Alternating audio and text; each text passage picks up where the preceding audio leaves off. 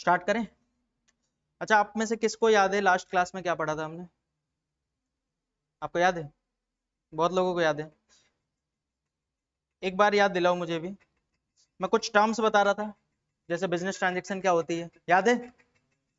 उसके बाद मैंने आपको बताया था इवेंट क्या होता है, याद है? उसके बाद मैंने आपको बताया था अकाउंट्स, अकाउंट का क्या मतलब होता है, अकाउंट क्या होता है, खाता क्या होता है। उसके बाद मैंने कुछ फॉर्मेट्स बताए थे, अकाउंट कैसे बनता है टी शेप में। उसके बाद याद होगा कैपिटल बताया था। कोई एक्सप्लेन करना कैपिटल क्या होता है? ठीक है, ठीक है। और कोई बताओ, क्या होता था कैपिटल? भाई, हाँ हाँ, बताओ बताओ।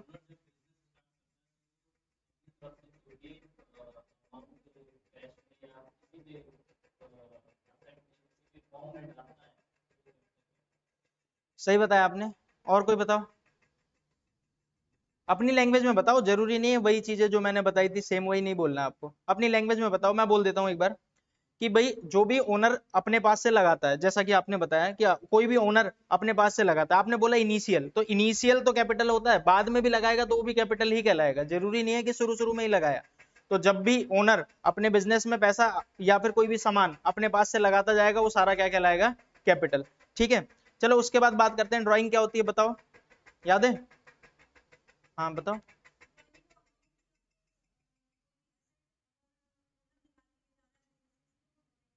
ठीक है, मतलब जरूरी नहीं है असेट्स, पैसा भी निकाल के लेके जाएगा तो ड्राइंग कहलाता था, याद है? कुछ भी चीज, मतलब बिजनेस से आप अपने पर्सनल पर्पज के लिए कुछ भी लेके जाओ तो वो क्या कहलाएगा? ड्राइंग। चलो इसके बाद मैंने लाइबिलिटी बताई थी, जो कि सबसे इंपॉर्टेंट था, जहां पे ज्यादा कंफ्यूजन आती है। बताओ जरा लाइबिलिटी क्या होती है? फैन बंद ही कर दो यार, वो परेशानी हो रही है।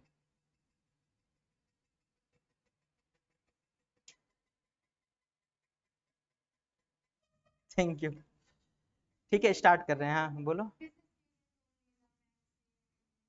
मतलब हमने बिजनेस को, बाहर वाले को कुछ भी देना हो, बाहर वाले को कोई भी पैसा देना हो, वो क्या कहलाएगा आपका? लाइबिलिटी। लेकिन लाइबिलिटी के बारे में मैंने कुछ चीजें बताई थी, जैसे कि क्रेडिटर्स क्या होता है, याद होगा? बिल्स पेबल क्या होता है, याद होगा? बैंक लोन क्या होता है, याद है? बैंक ओवरड्राफ्ट और अनपेड वेजेस, मैंने कुछ एग्जांपल दिए थे, वो आपको अच्छे से याद होने चाहिए। इसके बाद हमने कुछ बात की थी कि भाई लाइबिलिटी, ये बात नहीं किए थे, आज हम स्टार्ट करते हैं। जरा आप में से कोई याद दिलाओ मुझे, मुझे ये बताओ, बचपन में थोड़ा बहुत तुमने पढ़ा होगा, बचपन मतलब 11वीं क्लास में आपने थोड़ा बहुत पढ़ा होगा कि करंट लाइबिलिटी होती है और एक होती है नॉन करंट लाइबिलिटी, कुछ आइडिया दोगे? ठीक है, और?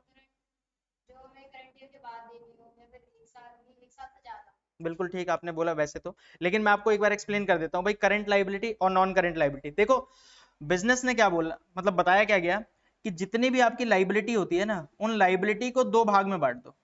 लाइबिलिटी को कितने भाग में बांट दो? दो भाग में। जो पैसे आपको जल्दी में दे देने हैं, जैसे कि 3 महीने में दे देने, 6 महीने में दे देने, मतलब 1 साल से पहले पहले जो पैसे आपको दे देने हैं, उसे आप बोल दोगे करंट लाइबिलिटी। और जो पैसे आपको 1 साल के बाद देने हैं, लगभग 2 साल में, 3 साल में, 1 साल के बाद देने हैं, उसे क्या बोलते हो आप? Non current liability. अब आपके मन में आएगी क्या ये चीज हमें याद रखनी है? नॉर्मली नहीं याद रखनी होती, लेकिन जब आप टैली पे काम करोगे तो वहां पे जब कोई लाइबिलिटी बनाओगे तो वो पूछेगा आपसे कि ये लाइबिलिटी कौन सी है, करंट लाइबिलिटी है कि नॉन करंट लाइबिलिटी है, तो आपको ये बताना पड़ेगा। ठीक है, अब इसीलिए अभी मैं फिर से बोल दे रहा हूँ एकदम सिंपल, करंट लाइबिलिटी क्या होती है? वो लाइबिलिटी जो आपको 1 साल के अंदर अंदर पे कर देनी है। और नॉन करंट लाइबिलिटी क्या होती है? वो लाइबिलिटी जो 1 साल के बाद पे करनी है। कुछ एग्जांपल से लेके डिस्कस करते हैं। याद है मैंने आपको क्रेडिटर्स समझाया था? क्रेडिटर्स का मतलब क्या बताया था? आपने सामान खरीदा है उधार, आपने उधार खरीदा है तो आप उसको क्या बोलोगे? मान लेते हैं मैं आज दुकान पे जाता हूँ और मैं बोलता हूँ कि भैया मेरे को उधार सामान दे दो। वो कहता है कि ठीक है भाई, कब पैसा देगा? तो मैं क्या बोलूंगा? अगले साल, या बोलो 3 साल में दे दूंगा। क्या वो देगा मेरे को सामान? भाई नॉर्मली जब आप उधार सामान खरीदते हो तो विद इन 1 ईयर पे करना होता है। मैं बताऊं, नॉर्मल जो रेट चलते हैं मार्केट में, आप देखोगे या तो 1 महीने में पे कर दोगे या तो 3 महीने में मैक्सिमम, इससे ज्यादा तो कोई उधार लेके चलता नहीं है। तो क्रेडिटर्स नॉर्मली हमें 3-4 महीने में पे कर देने होते हैं, इसीलिए क्रेडिटर्स क्या होते हैं? करंट लाइबिलिटी, जो आप 1 साल से पहले पहले पे कर दोगे। सेम इसी तरह बीपी, बीपी समझाया था आपको, बीपी तो पता है ना सबको, बिल्स पेबल। इसके साथ साथ मैंने आपको बताया था बैंक ओवरड्राफ्ट, याद है? बैंक में माइनस में अगर आप पैसा रखते हो तो आपको क्या लगता है? बैंक बोलेगा भाई 10 साल तक रखे रहो, कोई दिक्कत नहीं है। वैसे तो नॉर्मली बैंक ब्याज लेगा, लेकिन बैंक क्या कहता है कि भाई नॉर्मली 3 महीने के अंदर अंदर या 6 महीने के अंदर अंदर पे कर दो, उसको प्लस में करो, समझ आ गए। तो बैंक ओवरड्राफ्ट भी क्या हो जाता है हमारा करंट लाइबिलिटी। तो ये सारे तो हो गए करंट लाइबिलिटी। अब कुछ होते हैं non current liability. Non current liability जैसे बैंक से लोन लिया, तो नॉर्मली आपको भी पता है बैंक से जब आप लोन लेते हो तो 3-4 साल के लिए लेते हो, 5 साल के लिए लेते हो। तो नॉर्मली 1 साल से अंदर अंदर नहीं पे करना होता, नॉर्मली कह रहा हूं। हो सकता है आपने 3 महीने का लोन लिया हो, तो वो ऑटोमेटिक क्या बन जाएगा, करंट लाइबिलिटी। अगर आपने लोन 1 साल से ज्यादा के लिए लिया है तो वो ऑटोमेटिक क्या बन जाएगा, नॉन करंट लाइबिलिटी। इतनी चीजें पता है या इसमें कोई दिक्कत है, क्लियर है। चलो और जरा बात करते हैं, कल हमने बात की थी असेट्स क्या होता है, याद है किसी को असेट्स? असेट्स मतलब संपत्ति, बताया था ना मैंने, प्रॉपर्टी आपके पास है वो आपका क्या है, असेट्स है। लेकिन मैंने बोला था आपको इंपॉर्टेंटली आपको 3 चीज पता करनी है, ये 3 चीज होगी तभी वो चीज असेट्स बनेगा, नहीं तो नहीं। जैसे मैंने आपको बताया था वैल्यूएबल होना चाहिए, और आप उसके मालिक हो, आप उसके मालिक हो, और उसको आप पैसे में कैलकुलेट कर पाओ, आप उसको पैसे में कैलकुलेट कर पाओ तभी आप बताओगे ये एसेट्स है, समझ आ गया। अच्छा, याद होगा आपको, बल्कि मैंने नहीं बताया था, अब मैं आज बता देता हूं। असेट्स भी 2 तरह के होते हैं, जैसे लाइबिलिटी 2 तरह की, वैसे ही आपके असेट्स भी 2 तरह के, एक करंट असेट्स और एक नॉन करंट असेट्स। जैसे लाइबिलिटी में बताया था करंट लाइबिलिटी और नॉन करंट लाइबिलिटी, वैसे ही असेट्स में भी करंट असेट्स और नॉन करंट असेट्स। एक बात और बता दूं, नॉन करंट असेट्स को आप फिक्स्ड असेट्स भी बोलते हो, अगर आपने सुना होगा फिक्स्ड असेट्स, तो नॉन करंट असेट्स को आप फिक्स्ड असेट्स भी बोलते हो। अब बात करते हैं कि भाई ये कैसे पहचानोगे। जैसे लाइबिलिटी तो सिंपल थी, 1 साल के अंदर अंदर पे करनी है तो करंट लाइबिलिटी, 1 साल के बाद पे करनी है तो नॉन करंट लाइबिलिटी। लेकिन क्या असेट्स में भी ऐसा होता है? देखो नॉर्मली असेट्स में अगर 1 साल के अंदर अंदर वो कैश बन जाए, क्या बन जाए, कैश, यानी मिल जाए आपको, मतलब खत्म हो जाए वो या कैश मिल जाए, तो वो होगा करंट असेट्स। और अगर 1 साल के बाद तक भी चले वो, तो फिर क्या बन जाएगा, वो non current assets. Simple word में डेटर क्या बताया था आपको, बताओ जरा। डेटर क्या होता था, जब हमने किसी को उधार माल बेचा है, याद आ रहा है, उधार माल बेचा है तो हम उससे पैसे लेंगे, कब लेंगे, हो सकता है 1 महीने बाद ले, हो सकता है 2 महीने बाद, लेकिन ऐसा तो नहीं है कि 2 साल बाद लेंगे, 1 साल के अंदर अंदर ही ले लोगे आप डेटर से पैसा, तो इसीलिए करंट असेट्स बन जाता है डेटर, समझ आया। इसके साथ साथ बिल्स रिसीवेबल, बीआर भी मैंने आपको बता रखा है कि भाई वो भी पेमेंट आप 1 साल के अंदर अंदर ही ले लेते हो, तो वो भी क्या बन जाएगा, करंट असेट्स। ये तो क्लियर है ना ये सारी चीज। अच्छा, कैश तो ऑटोमेटिक ही कैश है, आपके पास ही है, तो वो तो करंट असेट्स है ही। बैंक बैलेंस क्या होता है, भाई बैंक में आपके पैसे डले हुए हैं, जब मर्जी जब निकाल लो, आपके ही तो पैसे हैं वो, तो वो भी क्या बन जाता है, करंट असेट्स। स्टॉक, स्टॉक क्या होता है बताओ जरा, कोई बताएगा स्टॉक क्या होता है? अरे भाई अगर मैं मोबाइल बेचता हूँ, मान लेते हैं मैं मोबाइल बेचता हूँ, तो मेरे पास बहुत सारे मोबाइल पड़े हुए हैं, खरीद के रख रखा हूँ, उसी को तो स्टॉक बोलते हो। मेरे पास स्टॉक पड़ा हुआ है मोबाइल, नॉर्मली कितने दिन में स्टॉक बेच देते हो आप? अब आप बोलोगे वो डिपेंड करता है कि बिजनेस किस टाइप का है, बिजनेस किस टाइप का है उसके हिसाब से, लेकिन नॉर्मल कंडीशन में 1 साल के अंदर अंदर बेच देते हैं हम। जो स्टॉक हमारे पास होता है वो नॉर्मल कंडीशन में हम 1 साल के अंदर ही बेच देते हैं, तो इसीलिए स्टॉक क्या बन जाता है, करंट असेट्स, समझ आ गया। तो ये सारी संपत्ति है, ये तो समझ आ रहा है ना, ये सारी आपकी संपत्ति है, और ये नॉर्मली 1 साल के अंदर अंदर आपको पैसे दे देती हैं, इसीलिए क्या बन जाते हैं, करंट असेट्स। लेकिन कुछ संपत्ति जो 1 साल से भी ज्यादा लंबे टाइम तक चलती हैं, जैसे आपकी बिल्डिंग, ऐसा तो है नहीं कि जैसे आज आपने बिल्डिंग खरीदी, मैंने एक बिल्डिंग खरीदी 10 लाख रुपए की, जैसे बिल्डिंग का बर्थडे आया बिल्डिंग बोल रही है बाय बाय जा रही हूँ, ऐसा होता है? भाई बिल्डिंग तो रहेगी ना आपके पास, नॉर्मली 3 साल रहेगी, 4 साल रहेगी, अलकायदा ना आ जाए जब तक, ठीक है, कोई अटैक हो गया तो बात अलग है, नॉर्मली लंबे टाइम तक चलती है, जो बिल्डिंग है आपकी नॉर्मली लंबे टाइम तक चलती है। तो ये जो बिल्डिंग वगैरह होती है वो क्या बन जाती है आपकी, फिक्स्ड असेट्स, या फिर नॉन करेंट असेट्स बोल सकते हो आप उसको, ठीक है। इसके साथ साथ फर्नीचर, नॉर्मली फर्नीचर भी आपको पता है 1 साल से ज्यादा ही चलता है। मोटर व्हीकल, और एस मोटर व्हीकल समझ आता है ना सबको, कार बाइक ये सारे 1 साल से ज्यादा ही चलते हैं, तो ये सारे के सारे क्या बन जाते हैं आपके, फिक्स्ड असेट्स। क्या इसमें कोई दिक्कत है? अब आप बोलोगे ये सब तो बेसिक चीजें हैं और ये हमको पता है। अब देखो इसमें और भी चीजें हैं, जैसे टेंजिबल क्या होता है, इंटेंजिबल क्या होता है, रेवेन्यू क्या होता है, एक्सपेंस क्या होता है, ये सब चीज मुझे बताना है, बट मुझे आज कुछ नए चेहरे दिख रहे हैं और मैं नहीं चाहता कि अकाउंट कंटिन्यू कराऊं, ये हम बाद में लेते हैं, पहले थोड़ा सा जीएसटी मैं आपको बता दूं। क्योंकि देखो मैंने क्या बताया, हमारा जो सिलेबस होगा किस तरीके से चलेगा, सबसे पहले मैं आपको टैली सिखाऊंगा, यही बताया था मैंने, बेसिक अकाउंट के साथ साथ मैं आपको क्या सिखाऊंगा, टैली। लेकिन भाई टैली आने के लिए आपको जितने अकाउंट्स पता होनी चाहिए, जितने वर्ड्स पता होने चाहिए, जितनी जीएसटी के बारे में पता होना चाहिए, एटलीस्ट उतना तो बता दूं मैं पहले। तो इसीलिए अभी मैंने आज आपको कुछ अकाउंट्स बताया, मतलब लास्ट क्लास में, आज तो मैंने कुछ भी नहीं बताया समझ लो, लास्ट क्लास में कुछ अकाउंट्स बताया, और आज की क्लास में मैं अकाउंट्स लास्ट में बताऊंगा, अभी कुछ मैं थोड़ा बहुत जीएसटी बता देता हूँ, क्योंकि धीरे धीरे हमें जीएसटी भी समझनी पड़ेगी। जब तक आप जीएसटी नहीं समझोगे, जब तक आप टैली नहीं कर पाओगे। तो आपको थोड़ा बहुत जीएसटी के बारे में पता होना चाहिए, थोड़ा बहुत अकाउंट्स के बारे में। अभी तक जितना मैंने बताया उसमें कोई डाउट है तो आप अभी पूछ सकते हो मेरे से, नहीं तो फिर मैं अभी जीएसटी पे जा रहा हूँ, थोड़ा बहुत जीएसटी समझाता हूँ। नोट्स आपको मिल गए होंगे जीएसटी वाले भी और ये वाले भी। और इसके साथ साथ ये जो छोटी मोटी चीजें बच रही हैं, बहुत सिंपल सी चीजें हैं, 10-15 मिनट का टॉपिक बच रहा है, तो वो मैं आराम से क्लास के लास्ट में बताऊंगा। अभी किसी के कोई डाउट है तो वो पूछो, नहीं तो फिर मैं आगे बढ़ रहा हूँ। बोलो, कोई डाउट नहीं है? चलो अच्छी बात है। तो अब मैं जीएसटी बताने जा रहा हूं। देखो अकाउंट्स आप में से कई लोगों को, बल्कि मैं कह रहा हूं कि आप में से जितने बैठे हो उनमें से 99% लोगों को अभी तक जो मैंने बताया शायद पहले से पता हो। बट जीएसटी में कई सारी चीजें ऐसी आएंगी जो आपने पहले कभी नहीं सुना होगा। तो अब आपका कंसंट्रेशन एकदम यहीं पे चाहिए, मेरे को बहुत अच्छे से समझ आनी चाहिए आपको सारी चीजें। कोई पॉइंट नहीं क्लियर होता तो अभी अभी तुरंत पूछ लेना। आप डिले मत करना कि भाई कल पूछ लूंगा, परसों पूछ लूंगा। समझ आ गया? तो पूछना शुरू करते हैं, मतलब पढ़ना शुरू करते हैं। सबसे पहले आप बताओ, इंडिया में टैक्स होते हैं? बोलोगे कैसी घटिया बात कर रहे हो, बचपन से यही सुनते आए हैं कि भाई टैक्स देना है, टैक्स देना है। हम सबसे ज्यादा डरते हैं अगर किसी से, तो किससे डरते हैं? टैक्स से। तो एक बात बताओ कि भाई टैक्स, पहले तो बताओ, पहले भी था टैक्स? राजा महाराजा भी टैक्स लेते थे भी। बहुत शुरू शुरू की बात करो तो राजा महाराजा कर लेते थे। उसके बाद अंग्रेज आए तो लगान लेते थे, उसके ऊपर पिक्चर भी बनी आमिर खान की लगान पिक्चर। तो अंग्रेज लगान लेते, नाम अलग हो गया। अच्छा गवर्नमेंट क्या लेती है अभी? टैक्स। अच्छा राजा महाराजा का तो समझ आता है भाई, अगर नहीं आपने टैक्स दिया, कर नहीं दिया तो गोली मार, गोली तो नहीं मारते, भाला मार देते थे। ठीक है। उसके बाद धीरे धीरे क्या आया, अंग्रेज आए, तो अंग्रेज को भी नहीं दोगे तो उनके पास तो गोली होती थी, गोली मार देंगे। लेकिन अब आज के टाइम पे जिन राजा को, जिन नेताओं को आपने ही चुना है, जैसे मोदी जी को आपने ही चुना है भाई, आपके वोट से ही मोदी जी जीते हैं। पर मोदी जी भी आपको क्या दे रहे हैं? आपसे टैक्स ले रहे हैं। और आप क्यों दे रहे हो बताओ? बताओ आप में से कोई जवाब दो कि भाई आपसे टैक्स मांगा जाता है। अब आप में से कई लोगों के मन में आ रहा होगा हमने तो नहीं दिया टैक्स आज तक। आ रहा है किसी के मन में आ रहा है आपने नहीं दिया टैक्स?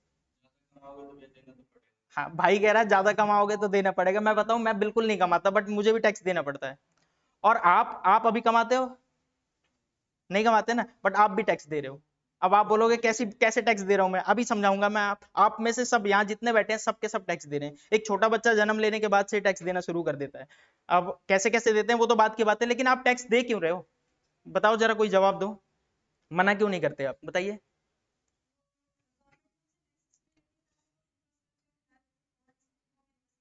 वेरी गुड, आपने बहुत अच्छा जवाब दिया। और कोई बताओ, बताओ भाई। चलो मैं ही बताता हूँ, नहीं तो क्लास लंबी हो जाएगी बहुत।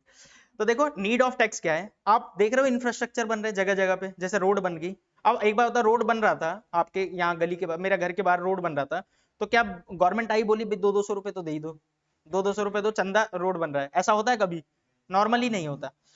तो हाँ आप बोलोगे टोल लेते हैं, तो वो तो बड़े बड़े हाईवे पे लेते हैं। नॉर्मली क्या होता है, जब रोड बनना होता है, कोई चीज बनना होता है, तो गवर्नमेंट डायरेक्ट बना देती है, गवर्नमेंट आपसे पैसे नहीं मांगती। क्यों? क्योंकि गवर्नमेंट के पास वो जो आपका टैक्स गया हुआ है उसी से गवर्नमेंट खर्चा करती है। तो इंफ्रास्ट्रक्चर बनाना हो या फिर एजुकेशन, एजुकेशन मतलब जैसे गवर्नमेंट स्कूल चल रहे हैं, गवर्नमेंट स्कूल में कभी फीस दिया है? दलिया और खाने को मिलती है साथ में, तो फीस देते नहीं है, साथ में दलिया और मिलती है, स्कूल ड्रेस भी दे देते हैं मेरे ख्याल से, और पता नहीं क्या क्या किताब भी दे देते हैं कई लोग, कई एनजीओ वाले सपोर्ट करते हैं। नहीं तो कई बार क्या होता है कि स्कूल वाले ही दे रहे हैं फ्री में, बहुत सारी चीज दे रहे हैं फ्री में। ये क्यों दे रहे हैं बताओ? वहां के टीचर फीस नहीं लेते? गवर्नमेंट टीचर की फीस तो और ज्यादा होती है। गवर्नमेंट कहां से खर्चा कर रही है? आपके टैक्स से। ठीक है। दूसरी बात, हेल्थ। जब आप हेल्थ जाते हो, बीके हॉस्पिटल गया है कोई? बीके हॉस्पिटल, पता नहीं तुम्हें बीके हॉस्पिटल, पर गवर्नमेंट हॉस्पिटल जितने भी होते हैं वहां पे आप जाओ, फीस या तो 5 रुपए 10 रुपए लेके काम हो जाता है, 5-10 रुपए की पर्ची बनती है, आप इलाज करा लो। ऐसा भी होता है कई जगह पे, कई गवर्नमेंट हॉस्पिटल जैसे सफदरजंग हो गया या फिर आपका ये एम्स हो गया, वहां पे फ्री में इलाज होता है। छोटे मोटे पैसे लेते हैं वो अलग चीज है, बट नॉर्मली क्या होता है, वही चीज जो आप लाखों में कहीं और कराओगे वो वहां पे बहुत कम पैसे में हो जाता है या फिर फ्री में हो जाता है। तो ये गवर्नमेंट कैसे आपसे पैसे, बिना पैसे के कैसे काम कर रही है भाई? आपसे टैक्स ले रही है और इसीलिए गवर्नमेंट ये सारी चीजें चला रही है। मिलिट्री पे कितना खर्चा होता है आपको पता है? मिलिट्री से ज्यादा खर्चा तो मुझे नहीं लगता कि आप हेल्थ बजट, आप बजट देखते हो कभी? बजट आपने देखा है?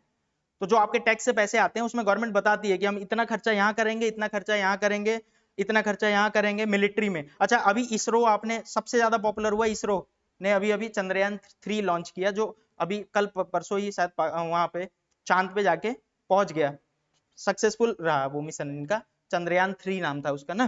तो अब एक बार बताओ, इसरो वाले ने आपसे कभी बोला कि भाई 200 तो दो, सब 200 रुपए दो तब हम भेजेंगे ना भाई, पैसा तो चाहिए। तो इसरो को भी कौन फंडिंग दे रहा है? गवर्नमेंट दे रही है। तो ये ऐसे बहुत सारे काम जो गवर्नमेंट कर रही है, समझ आ गया? कहां से कर रही है? आपके टैक्सेस से। इसीलिए आप टैक्स को देने से मना नहीं कर सकते। समझ आ गया? फिर भी आप में से कई लोग बोल रहे हैं कि भाई हम तो टैक्स देते हैं, नहीं देते सॉरी। तो आप जरा मुझे बताओ कि कितने तरह के टैक्स हैं इंडिया में? मेनली दो तरह के हैं, डायरेक्ट टैक्स और इनडायरेक्ट टैक्स। डायरेक्ट टैक्स मैं बताता हूं क्या होता है। डायरेक्ट टैक्स को सिंपल में याद रखना आप। वैसे बहुत सारे डायरेक्ट टैक्स होते हैं, जैसे वेल्थ टैक्स होता है, लेकिन मैं आपको नहीं पढ़ाने वाला। मैं आपको सिर्फ और सिर्फ क्या पढ़ाऊंगा? Income tax. ठीक है? तो जो मेनली चलता है, सबसे ज्यादा क्या चलता है? Income tax. तो इनकम टैक्स की बात करते हैं। पहले तो बताओ इनकम टैक्स क्या होता है? आप में से किसी को अगर कुछ पता हो तो बताओ। आपने बोला था थोड़ी देर पहले, आप बताओ।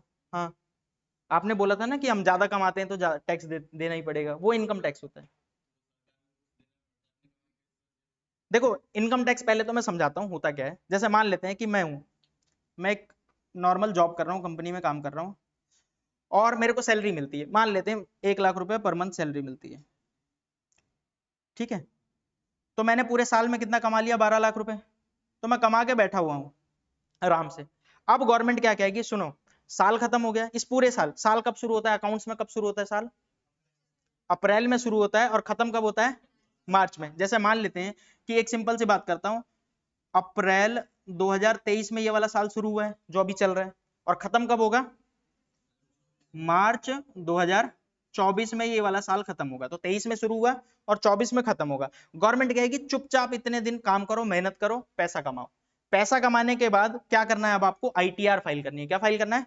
आईटीआर। आईटीआर का अगर मैं फुल फॉर्म बता दूं, इनकम टैक्स रिटर्न। अब आपको क्या फाइल करना है? अपनी आईटीआर फाइल करनी है। आईटीआर में गवर्नमेंट को बताना है कि मैंने पिछले साल कितना कमाया। समझ आए? अच्छा, अब आप कहोगे हमने तो नहीं फाइल किया।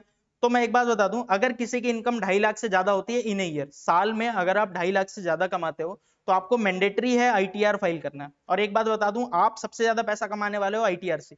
आईटीआर से एक बार में बहुत पैसे आते हैं, बहुत ज्यादा, जिसको आता हो आईटीआर फाइलिंग। एक नॉर्मल सी बात बता दूं, मान लेते हैं आपने एक आईटीआर फाइलिंग के आप 2,000 रुपए ले रहे हो।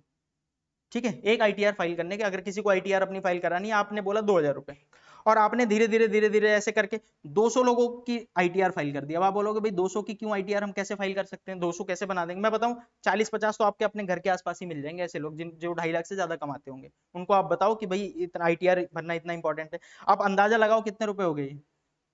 4 लाख रुपए। ये 4 लाख रुपए, और ये हर महीने नहीं मिलती आईटीआर, साल में एक बार फाइल करनी होती है। तो हो सकता है कि अगर आपने 200 क्लाइंट बना लिए, 200 ऐसे लोग जो जानते हैं कि आप आईटीआर फाइल करते हो, और 200 तो मेरे ख्याल से 40-50 तो आपके दोस्त ही होंगे, 30-40 तो दोस्त होते ही हैं सबके, और कभी ना कभी 2 लाख से पार जाते हैं, 2.5 लाख से पार जाते ही हैं, वो इनकम कमाते हैं। देखो हर इंसान धीरे धीरे कमाना शुरू करता है। आज से 4 साल पहले आप नहीं कमा रहे होगे, आज थोड़ा बहुत कमा रहे होगे, आज से 4 साल बाद बहुत ज्यादा कमाओगे। तो कहीं ना कहीं आपको अपनी खुद की आईटीआर भी फ्यूचर में फाइल करनी होगी। तो जो सबसे ज्यादा पैसा मिलता है ना, वो आईटीआर से मिलता है, एक बार में मिलता है। क्योंकि एक महीना होता है, जैसे मान लेते हैं जुलाई था, तो जुलाई में लास्ट डेट है आईटीआर की, तो सब लोग फटाफट फाइल करवाएंगे। अच्छा 2,000 मत लो ना, 1,000 लो, तब तो 2 लाख होता है। हो जाते हैं, आराम से हो जाते हैं। अब आप बोलोगे भाई 200 कैसे हो जाएंगे? आराम से हो जाते हैं। मैं जब सीए नहीं था, तब से मैं 200 से 300 लोगों की आईटीआर हर साल फाइल करता हूँ। तो आप भी कर सकते हो बिल्कुल, और लड़कियां हो तो और भी अच्छी बात है। ठीक है? दूसरी बात कि भाई जब आप जॉब करते हो, जब कहीं ना कहीं जॉब कर रहे हो, तो लोग आपसे आईटीआर भरवाते समय डरेंगे नहीं। उनको लगता है कि भाई बंदा वहां उस कंपनी का काम संभाल रहा है, तो मेरी आईटीआर तो कर ही सकता है ना। तो इसीलिए लोग आईटीआर आराम से दे देते हैं जब आप कहीं ना कहीं जॉब करते होते हो। तो पहले तो आपका क्या काम करना है? पहले तो स्टेबल होना है, सारी चीजें सीखनी है, उसके बाद जॉब करना है, और जॉब करने के बाद क्लाइंट बनाने हैं, लोगों को बोलना है कि भाई मैं आपकी आईटीआर फाइल कर देता हूँ। आईटीआर तो चलो एक अलग चीज है, मैं आपको समझा रहा था डायरेक्ट टैक्स। पर आते हैं दोबारा इस पे। मैंने क्या बोला? मैं काम कर रहा हूँ इस साल, जॉब कर रहा हूँ, मैंने कितने रुपए कमाए? 12 लाख रुपए कमाए। अब मेरे को अगले साल आईटीआर फाइल करनी है, इनकम टैक्स रिटर्न। और आईटीआर में मैंने को गवर्नमेंट को क्या बताना है कि भाई मैंने पिछले साल कितने रुपए कमाए। अब गवर्नमेंट कहती है देखो भाई, अगर आप इतने रुपए कमाओगे तो इतना टैक्स, इतने रुपए कमाओगे तो इतना टैक्स। मैं आपको अभी समझा नहीं रहा कि कितना टैक्स, लेकिन मान के चलते हैं कि भाई आपका टैक्स बन रहा है 2 लाख रुपए। मान के चलते हैं कि आपका टैक्स कितना बन रहा है? 2 लाख रुपए। हो सकता है इससे कम बने, मैं अभी रफली आइडिया दे रहा हूं आपको। मान लेते हैं आपका टैक्स बन रहा है 2 लाख रुपए। तो अब आपको आईटीआर में ही एक पेमेंट, टैक्स पेमेंट का ऑप्शन आएगा। आप टैक्स पेमेंट करो और 2 लाख रुपए गवर्नमेंट के को दे दो। आपके अकाउंट से कटेंगे वो पैसे और गवर्नमेंट के अकाउंट में चले जाएंगे। इसीलिए इसको क्या बोला जाता है, डायरेक्ट टैक्स। इसमें कोई बीच वाला नहीं आता। आपको क्या करना है भाई, आपको अपनी आईटीआर फाइल करनी है, या आप खुद फाइल करो या आप किसी से फाइल करवाओ, और आपके अकाउंट से पेमेंट कट के गवर्नमेंट के अकाउंट में चली जाएगी। आपका जितना भी टैक्स बनता है, ये होता है इनकम टैक्स। समझ आया? इसीलिए आप में से कई लोग सोचते हैं कि भाई हमने तो दिया ही नहीं कभी टैक्स, क्योंकि आपकी इनकम जो है वो 2.5 लाख से कम है। और वैसे आपको बता दूं 5 लाख तक, अभी जो पिछले साल का जो टैक्स था उसके हिसाब से 5 लाख तक आप अगर आप कमाते हो तो आपको कोई टैक्स नहीं देना, लेकिन आईटीआर भरना है। आईटीआर फाइलिंग जरूरी है, लेकिन आपको टैक्स देने की जरूरत नहीं है। अब आप बोलोगे अभी इनकम टैक्स समझा रहे हो, नहीं अभी मैं इनकम टैक्स नहीं समझा रहा, बस हल्का हल्का आपको आइडिया दे रहा हूँ कि क्या होता है इनकम टैक्स। समझ आया कुछ डायरेक्ट? अब आप बोलोगे कि भाई ऐसा कुछ कर दो ताकि याद रहे, तो देखो इधर इनकम टैक्स का मॉडल कैसे होता है। ये मिस्टर अमन है, मान लेते हैं ये कमाता है, पूरे साल कमा रहा है। जब साल खत्म हो जाएगा तो ये अपनी क्या फाइल करेगा, ITR, income tax return, ITR file करेगा। और आईटीआर जब फाइल करेगा तो ये टैक्स कैलकुलेट करेगा कि मेरी जितनी इनकम है उसके हिसाब से मेरे को कितना टैक्स देना चाहिए गवर्नमेंट को, ठीक है। और जितना भी टैक्स होगा वो सीधा क्या करेगा, गवर्नमेंट को जमा करा देगा। तो इसके पैसे गवर्नमेंट के पास डायरेक्टली पहुंच गए ना, इसीलिए इसको बोला जाता है डायरेक्ट टैक्स मॉडल। क्या बोला जाता है, डायरेक्ट टैक्स मॉडल। समझ आ गया मैं क्या कर रहा हूँ? ये फोटो देख के याद आ जाएगी, सबके पास नोट्स मिल गए होंगे तो आपको ये फोटोज देख के याद आ जाएंगे सारे के सारे। समझ आया क्या होता है डायरेक्ट टैक्स? अच्छा, अभी मुझे क्या सीखना है, अभी हमें सीखना है इनडायरेक्ट टैक्स। इनडायरेक्ट टैक्स क्या होता है, जीएसटी। इसमें क्या होता है, अभी डायरेक्ट टैक्स समझ आ गया भाई, आप डायरेक्टली देते हो, लेकिन इनडायरेक्ट टैक्स यानी जीएसटी थोड़ा अलग तरीके से काम करता है। मैं आपको समझाता हूँ थोड़ा सा अलग तरीके से। मान लेते हैं कि आप किसी रेस्टोरेंट में गए खाना खाने के लिए, एक सिंपल से रेस्टोरेंट में आपने किसी वैसे को लेके गया, मान लेते हैं आपका कोई दोस्त है या फिर आपका कोई फ्रेंड है, आप उसको लेके गए रेस्टोरेंट में, आज चल के खाना खाते हैं। आपने खाना खाया, 200 रुपए का बिल है। जैसे मान लेते हैं उसने ऐसे बोला कि भाई अगर आप दाल लोगे तो 100 रुपए की, और अगर आप नान लोगे तो भी 100 रुपए का, टोटल 200 रुपए का आपका हो गया। आप गए, आपने खाया, 200 रुपए का बिल हुआ, ठीक है। जब बिल देने वाला आता है तो कैसे देता है, आपको कभी देखा आपने बिल, ध्यान से देखा होगा तो ऐसा होगा, 200 रुपए का आपका आइटम है, जो भी आइटम आपने खरीदा, प्लस जीएसटी 5%, अभी मान के चल रहा हूं मैं 5% जीएसटी है, तो 10 रुपए। तो आपको कितने देने हैं, 210 रुपए। तो आपने खाया, खाना खाया, और आपने कितने रुपए उसको पकड़ा दिए, 210 रुपए। अब उसमें से दुकान वाला अपने पास कितना रखेगा, 200 रुपए, क्योंकि उसके सामान का आइटम जो रेट था वो कितना था, 200 ही था। तो 10 रुपए वो जो ले रखा है आपसे, वो क्या करेगा, ये दुकान वाला गवर्नमेंट को डिपॉजिट कराएगा। ये 10 रुपए वो अपने पास नहीं रख सकता, वो आपसे टैक्स लेता है। आपसे क्या कर रहा है, 210 रुपए का 200 का सामान बेचा, 10 रुपए आपसे टैक्स लिया, तो आपसे कितना ले लिया उसने, 210। 200 रुपए अपने पास रखेगा क्योंकि उसका 200 रुपए हक है, और 10 रुपए वो कहां जमा करा देगा, गवर्नमेंट के पास। तो इसीलिए इसको बोला जाता है इनडायरेक्ट टैक्स। मतलब मेरा टैक्स गया कहां पे, गवर्नमेंट के पास, लेकिन क्या डायरेक्टली गया, मैंने पहले दिया दुकानदार को, फिर दुकानदार ने किसको पहुंचाया, गवर्नमेंट को। और इसीलिए आपको पता नहीं चलता कि आपने टैक्स दिया, इसीलिए आपको पता ही नहीं चलता कि आपने टैक्स दिया। आप में से कई लोगों ने मोबाइल खरीदा होगा, आप सबके पास, मैं शर्त लगा कह सकता हूं मेरा मोबाइल चोरी हो गया, अच्छा मोबाइल लगा हुआ है, ठीक है। तो आप में से सॉरी, तो आप में से कई लोगों के पास, बल्कि सबके पास अभी इस टाइम पे जेब में मोबाइल होगा। आपने मोबाइल कभी ना कभी खरीदा होगा, ऑर्डर किया होगा, अगर बिल पड़ा है जाके देख लो, अगर बिल पड़ा है जाके देख लो। एक सिंपल सा मैं बता देता हूं, मान लेते हैं आपका फोन था 11,800 का, कितने का था, 11,800। तो आपका फोन की वैल्यू ऐसे लिखी होगी, फोन होगा 10,000 का और टैक्स होगा 1,800, और आपको मिला होगा कितने रुपए में फोन, 11,800। और कभी भी दुकान वाला आपको ऐसा नहीं बताता कि सर 10,000 का फोन है, 1,800 का टैक्स है, वो सीधा बोलेगा सर फोन 11,800 का है, और आप उसको 11,800 देते हो और वो आपको फोन दे देता है, ऐसा ही होता है। अब आपके 10,000 रुपए तो उसने रख लिए अपने पास, और आपके 1,800 रुपए गवर्नमेंट के पास जमा करा दिया। समझ आ गया? इसीलिए मैं कहता हूं भाई, आपने सुबह शैम्पू तो खरीदा होगा, आपने कुछ तो खरीदा होगा आज सुबह से नहाने के लिए, शैम्पू या फिर कुछ भी चीज आपने सुबह से आज तक, अभी तक शाम तक खरीदा है, उसमें कहीं ना कहीं आपका टैक्स गवर्नमेंट के पास जा चुका है और आपको पता भी नहीं चला। समझ आ गया? आप कुछ भी खरीदते हो, सब पे कहीं ना कहीं टैक्स लगा हुआ है, और वो गवर्नमेंट के पास सीधा डिपॉजिट हो जाता है। समझ आ गया? इसीलिए इसको बोला जाता है इनडायरेक्ट टैक्स। जीएसटी क्या है, इनडायरेक्ट टैक्स है। आप हमेशा दुकानदार को देते हो और दुकानदार गवर्नमेंट के पास पहुंचा देता है। एक काम करते हैं, जरा थोड़ा सा पहचान लेते हैं कुछ फोटोज वगैरह देख के, ताकि आपको याद हो जाए। देखो इधर इनडायरेक्ट टैक्स मॉडल जीएसटी हम देखते हैं। मान लेते हैं ये लड़के आप हो, ये लड़का जो है ये आप हो, और स्टोर में गए हो आप खरीदने, ये लाला जी के पास आप गए, और आपने बोला भैया मेरे को एक कपड़ा चाहिए। उसने बोला कोई दिक्कत नहीं है, कपड़ा 1,000 रुपए का, और उस पर 50 रुपए टैक्स लगा के आपको कितने का दे दिया, 1050 रुपए। तो आपने लाला जी को कितने दे दिए बताओ? 1050 रुपए। लाला जी अपने पास कितना रखेंगे? 1000 रुपए। 50 रुपए कहां जमा करा देंगे? मोदी जी को दे देंगे, गवर्नमेंट को जमा करा देंगे। यानी आपके पैसे मोदी जी के पास पहुंच गए, लेकिन डायरेक्टली पहुंचे या इनडायरेक्टली पहुंचे?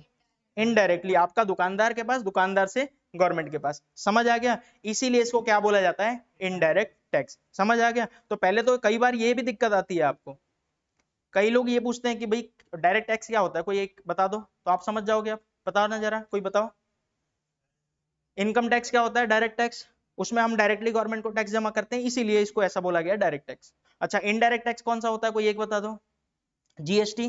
जब हम जीएसटी कोई सामान खरीदते हैं, उसमें हम क्या करते हैं? दुकानदार को देते हैं। दुकानदार हमारा टैक्स कहां पहुंचाता है? गवर्नमेंट के पास। इसीलिए इसको क्या बोला जाता है? Indirect tax. समझ आ गया? अच्छा, हमें कौन सा सीखना है? हमें तो दोनों ही सीखना है।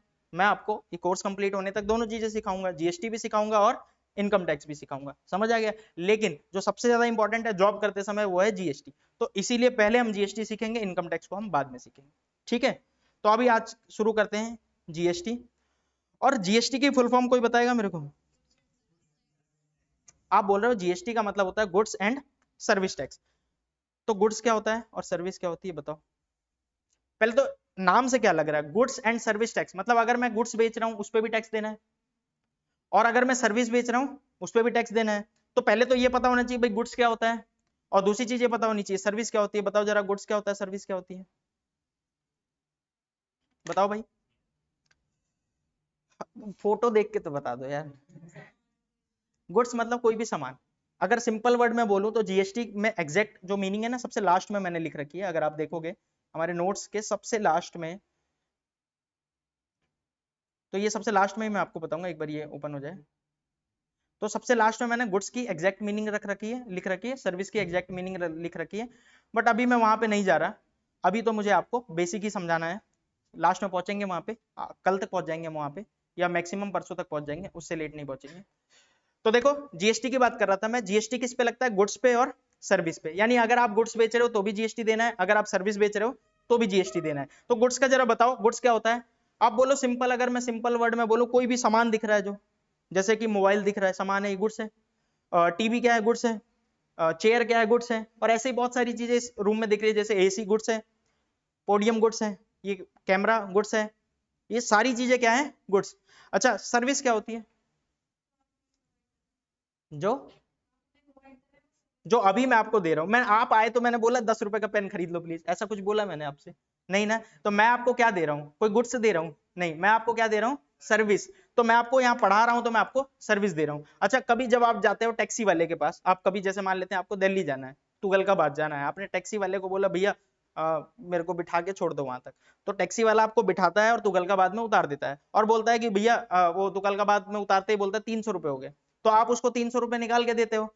फिर आप क्या बोलते हो? कुछ लिया तो है ही नहीं, रुक जा हैंडल तोड़ लो तुम। ऐसे करोगे आप? टैक्सी का कुछ निकाल लोगे? नहीं ना। भाई आपने उससे क्या लिया है? सर्विस ली है। उसने आपको वहां यहाँ बिठाया और वहां पे उतार दिया, तो उसने आपको क्या दी है? सर्विस। समझ आ गया? सेम इसी तरह जब आप झूला झूलने वाले पे जाते हो, झूला झूलते हो, वो आपको बिठाता, बोलता है एक चक्कर का 100 रुपए लेगा। फिर आप बोलते हो दे देंगे, कोई दिक्कत नहीं है। वो बिठाया, ऐसे ऐसे घुमाया 3-4 चक्कर, फिर आपको उतारा, बोला 100 रुपए दो। अब आपने क्या खरीदा उससे? कोई गुड्स नहीं खरीदा, बल्कि आपने क्या लिया उससे? सर्विस। समझ आ गया? तो गुड्स क्या होता है, सर्विस क्या होती है। अगर आप किसी को गुड्स बेच रहे हो तो भी जीएसटी देना पड़ेगा, अगर आप किसी को सर्विस बेच रहे हो तो भी जीएसटी देना पड़ेगा। समझ आया? अब डिटेल में तो और आगे बात करेंगे कि गुड्स क्या होता है, एग्जैक्ट कैसे पहचानोगे आप कि क्या होता है गुड्स और क्या होता है सर्विस, वो एग्जैक्ट हम आगे देखेंगे। लेकिन पहले थोड़ा सा और समझा देता हूं आपको। सीजीएसटी क्या होता है, एसजीएसटी क्या होता है, और आईजीएसटी क्या होता है। आप में से अगर किसी को पहले से कुछ पता है तो बता दो। ठीक है। और जो स्टेट में लगता है, ठीक है। और बताओ, आईजीएसटी क्या होता है? हाँ,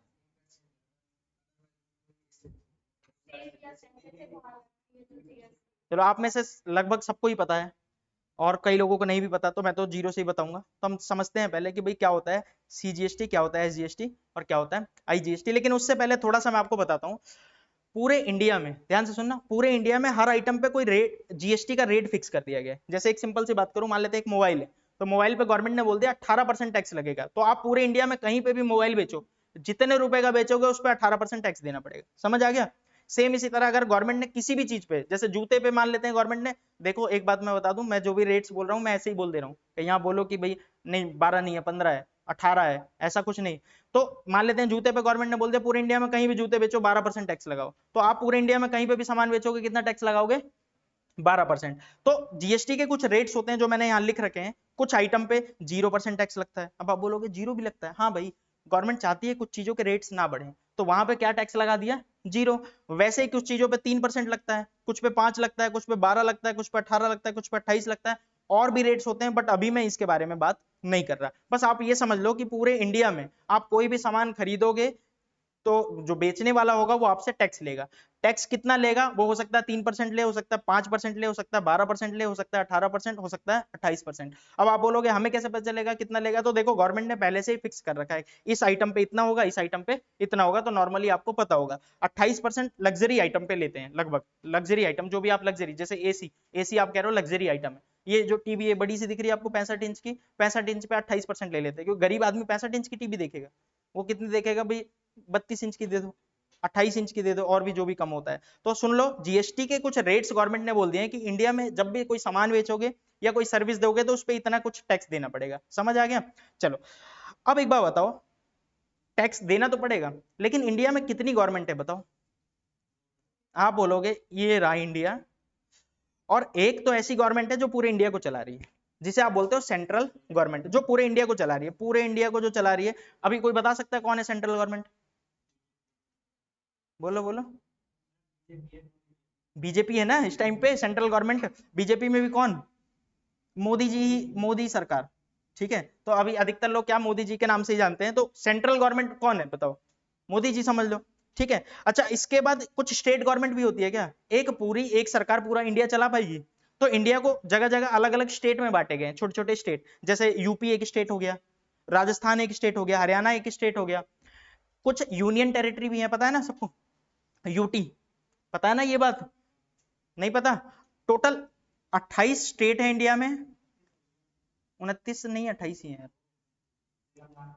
देखो भाई 28 या 29 स्टेट है, वो भाई कह रहा है कि 29 स्टेट है, तो मैं कह मुझे एग्जैक्ट गिनती याद नहीं है, तो आप देख लेना एक बार, 28 या 29 स्टेट हैं, और 7 या 8 यूनियन टेरिटरी होंगे फिर, क्योंकि अगर कम हो गए तो 7-8 यूनियन टेरिटरी है। अब यूनियन टेरिटरी क्या होती है अभी बाद में बात करेंगे, अभी आप सिर्फ स्टेट को समझो। जगह जगह पे छोटे छोटे स्टेट बना दिए गए, जैसे कि हिमाचल एक स्टेट है, पंजाब एक स्टेट है, हरियाणा एक स्टेट है, राजस्थान एक स्टेट है, और हर स्टेट की अपनी एक गवर्नमेंट होगी, जिसे आप बोलते हो सीएम चुनते हो ना, सेंटर क्या बोलते हैं बताओ? Chief minister. तो हर एक स्टेट के एक एक होंगे, मंत्री होंगे, चीफ मिनिस्टर जिसे बोलते हैं, वो अपना अपना स्टेट संभालेंगे, उसे बोला जाता है स्टेट गवर्नमेंट। जो अपने स्टेट को चला रही है उसे क्या बोला जाता है? State government. और जो पूरे इंडिया को चला रही है उसे क्या बोला जाता है? Central government. तो पूरे इंडिया में दो तरह की गवर्नमेंट होती है, सेंट्रल गवर्नमेंट और स्टेट गवर्नमेंट। अच्छा बताओ पैसे किसको चाहिए देश चलाने के लिए? पैसे किसको चाहिए? अच्छा स्टेट गवर्नमेंट को पैसे नहीं चाहिए। आपने एचबीएससी सुना है? एचबीएससी, एचबीएससी का मतलब क्या होता है? Haryana board of school education. यानी जितने स्कूल एचबीएससी के अंदर में है वो हरियाणा गवर्नमेंट चला रही होगी, तो वो स्टेट गवर्नमेंट चला रही है। अच्छा आपने सीबीएसई सुना है? यानी central board of school education. यानी जितने भी सीबीएसई वाले स्कूल होंगे वो कौन चला रहा है? Central government. ठीक है, अच्छा इसी तरह जो छोटे छोटे जैसे बीके हॉस्पिटल यहाँ खुला हुआ है फरीदाबाद में, तो वो कौन चला रहा होगा बताओ? स्टेट गवर्नमेंट, हरियाणा गवर्नमेंट यहाँ की। अच्छा जो बड़े बड़े हॉस्पिटल है जैसे एम्स हो गए, वो कौन चला रहा होगा? Central government. समझ आ रहा है? अच्छा जो मान लेते हैं मेरे घर के बाहर गड्ढा खुद गया, कुछ हो गया, अब मेरे को उसको उस पर रोड बनवाना है, तो कौन बनाएगा? स्टेट गवर्नमेंट या सेंट्रल गवर्नमेंट? नॉर्मली आप ये समझो कि स्टेट गवर्नमेंट का काम होता है उस पर्टिकुलर स्टेट का सारा काम करना, और सेंट्रल गवर्नमेंट का काम क्या होता है? पूरे इंडिया का काम वो देख रही है। अच्छा किसको पैसे चाहिए? दोनों को पैसे चाहिए, सेंट्रल गवर्नमेंट को भी और स्टेट गवर्नमेंट को भी। कोई बताएगा, अंदाजा लगाओ ज्यादा पैसा किसको चाहिए?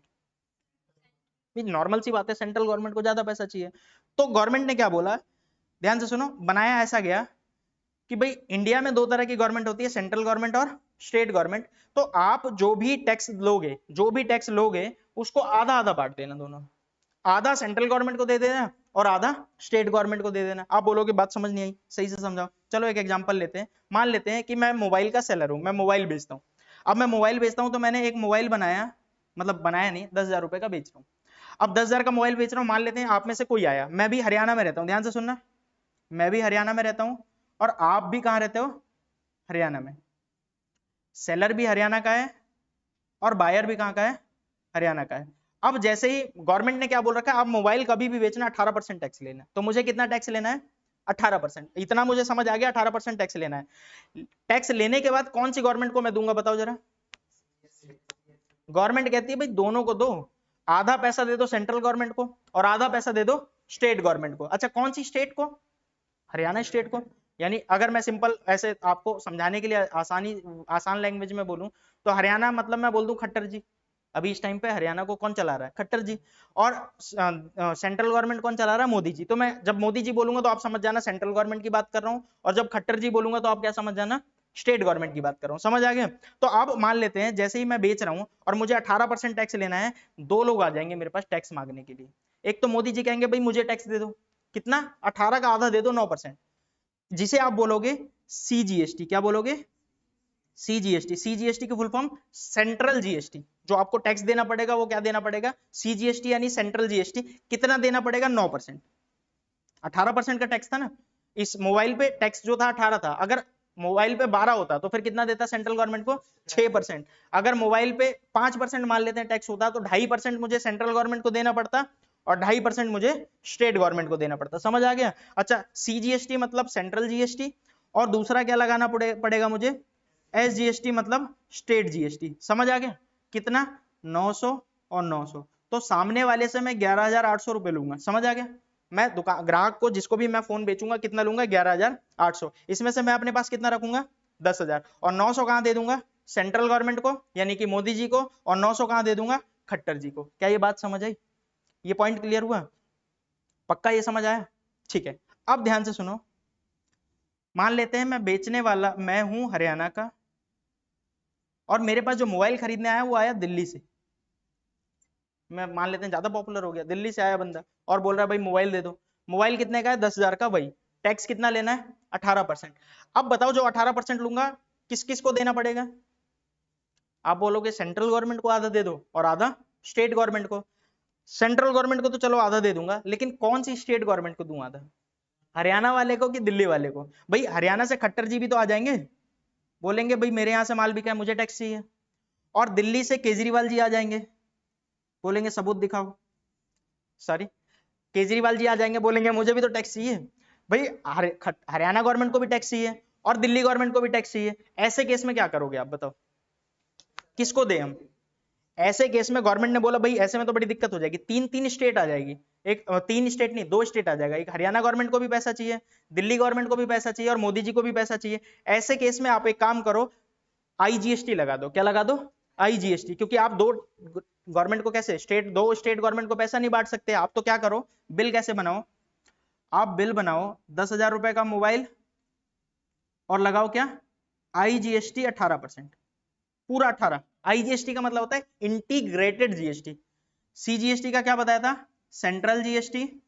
एसजीएसटी का क्या बताया था, स्टेट जीएसटी। और अभी मैंने आपको क्या बताया, आईजीएसटी का मतलब इंटीग्रेटेड जीएसटी। इंटीग्रेटेड मतलब इकट्ठा किया हुआ सारा, सीजीएसटी एसजीएसटी सारा जोड़ जाड़ के एक बार में आप कितना दे दो, 18%, और लगा दो कितना, 1,800 रुपए। तो सामने वाले से ले लो 11,800। अब आप बोलोगे ये 1,800 किसको दिया जाएगा, आप ये सारा का सारा किसको दे दोगे, मोदी जी को। जो आईजीएसटी होता है सारा का सारा किसको बांट दिया जाता है, सेंट्रल गवर्नमेंट को। सेंट्रल गवर्नमेंट बांट देगी, जितना हरियाणा गवर्नमेंट को देना होगा, जितना दिल्ली को देना होगा, वो सेंट्रल गवर्नमेंट बांटेगी, आपका कोई काम नहीं है। आपको क्या करना है, सिंपल वर्ड में, अगर आप अपने ही स्टेट में बेचो तो क्या लगाना है, सीजीएसटी और एसजीएसटी। अगर आप अपने स्टेट से बाहर बेचोगे तो क्या लगाना है, आईजीएसटी। क्योंकि बाहर बेचने में तीन तीन गवर्नमेंट आ जाती है, तो आप तीनों गवर्नमेंट को बांट नहीं सकते, तो बेटर है कि आप क्या दे दो, आईजीएसटी, और सीधा आप सेंट्रल गवर्नमेंट को पैसा जमा करा दो। सेंट्रल गवर्नमेंट बांटेगी किसको कितना देना है, कितना मोदी जी को, खट्टर जी को देना है, कितना केजरीवाल जी को देना है। लेकिन मैं एक बात बता दूं आपके जस्ट नॉलेज के लिए, आपके काम की चीज नहीं है, जस्ट आपके नॉलेज के लिए, जिस जगह पे जो आइटम कंज्यूम होता है, यूज होता है जिस जगह पे, वहां वाली गवर्नमेंट को टैक्स मिलता है। कहां पे यूज हो रहा है ये वाला फोन, दिल्ली में, क्योंकि आप तो हरियाणा से आपने भेज दिया, तो यूज कंज्यूम कहां होगा, दिल्ली में, तो दिल्ली वाली गवर्नमेंट को आधा टैक्स दे देंगे मोदी जी। समझ आ गया। लेकिन आपके काम का नहीं है, आपके काम को आपको सिंपल सिर्फ दो बात याद रखनी है। क्या, अगर मैं अपने स्टेट में बेचूंगा तो मुझे क्या लगाना है, सीजीएसटी और SGST।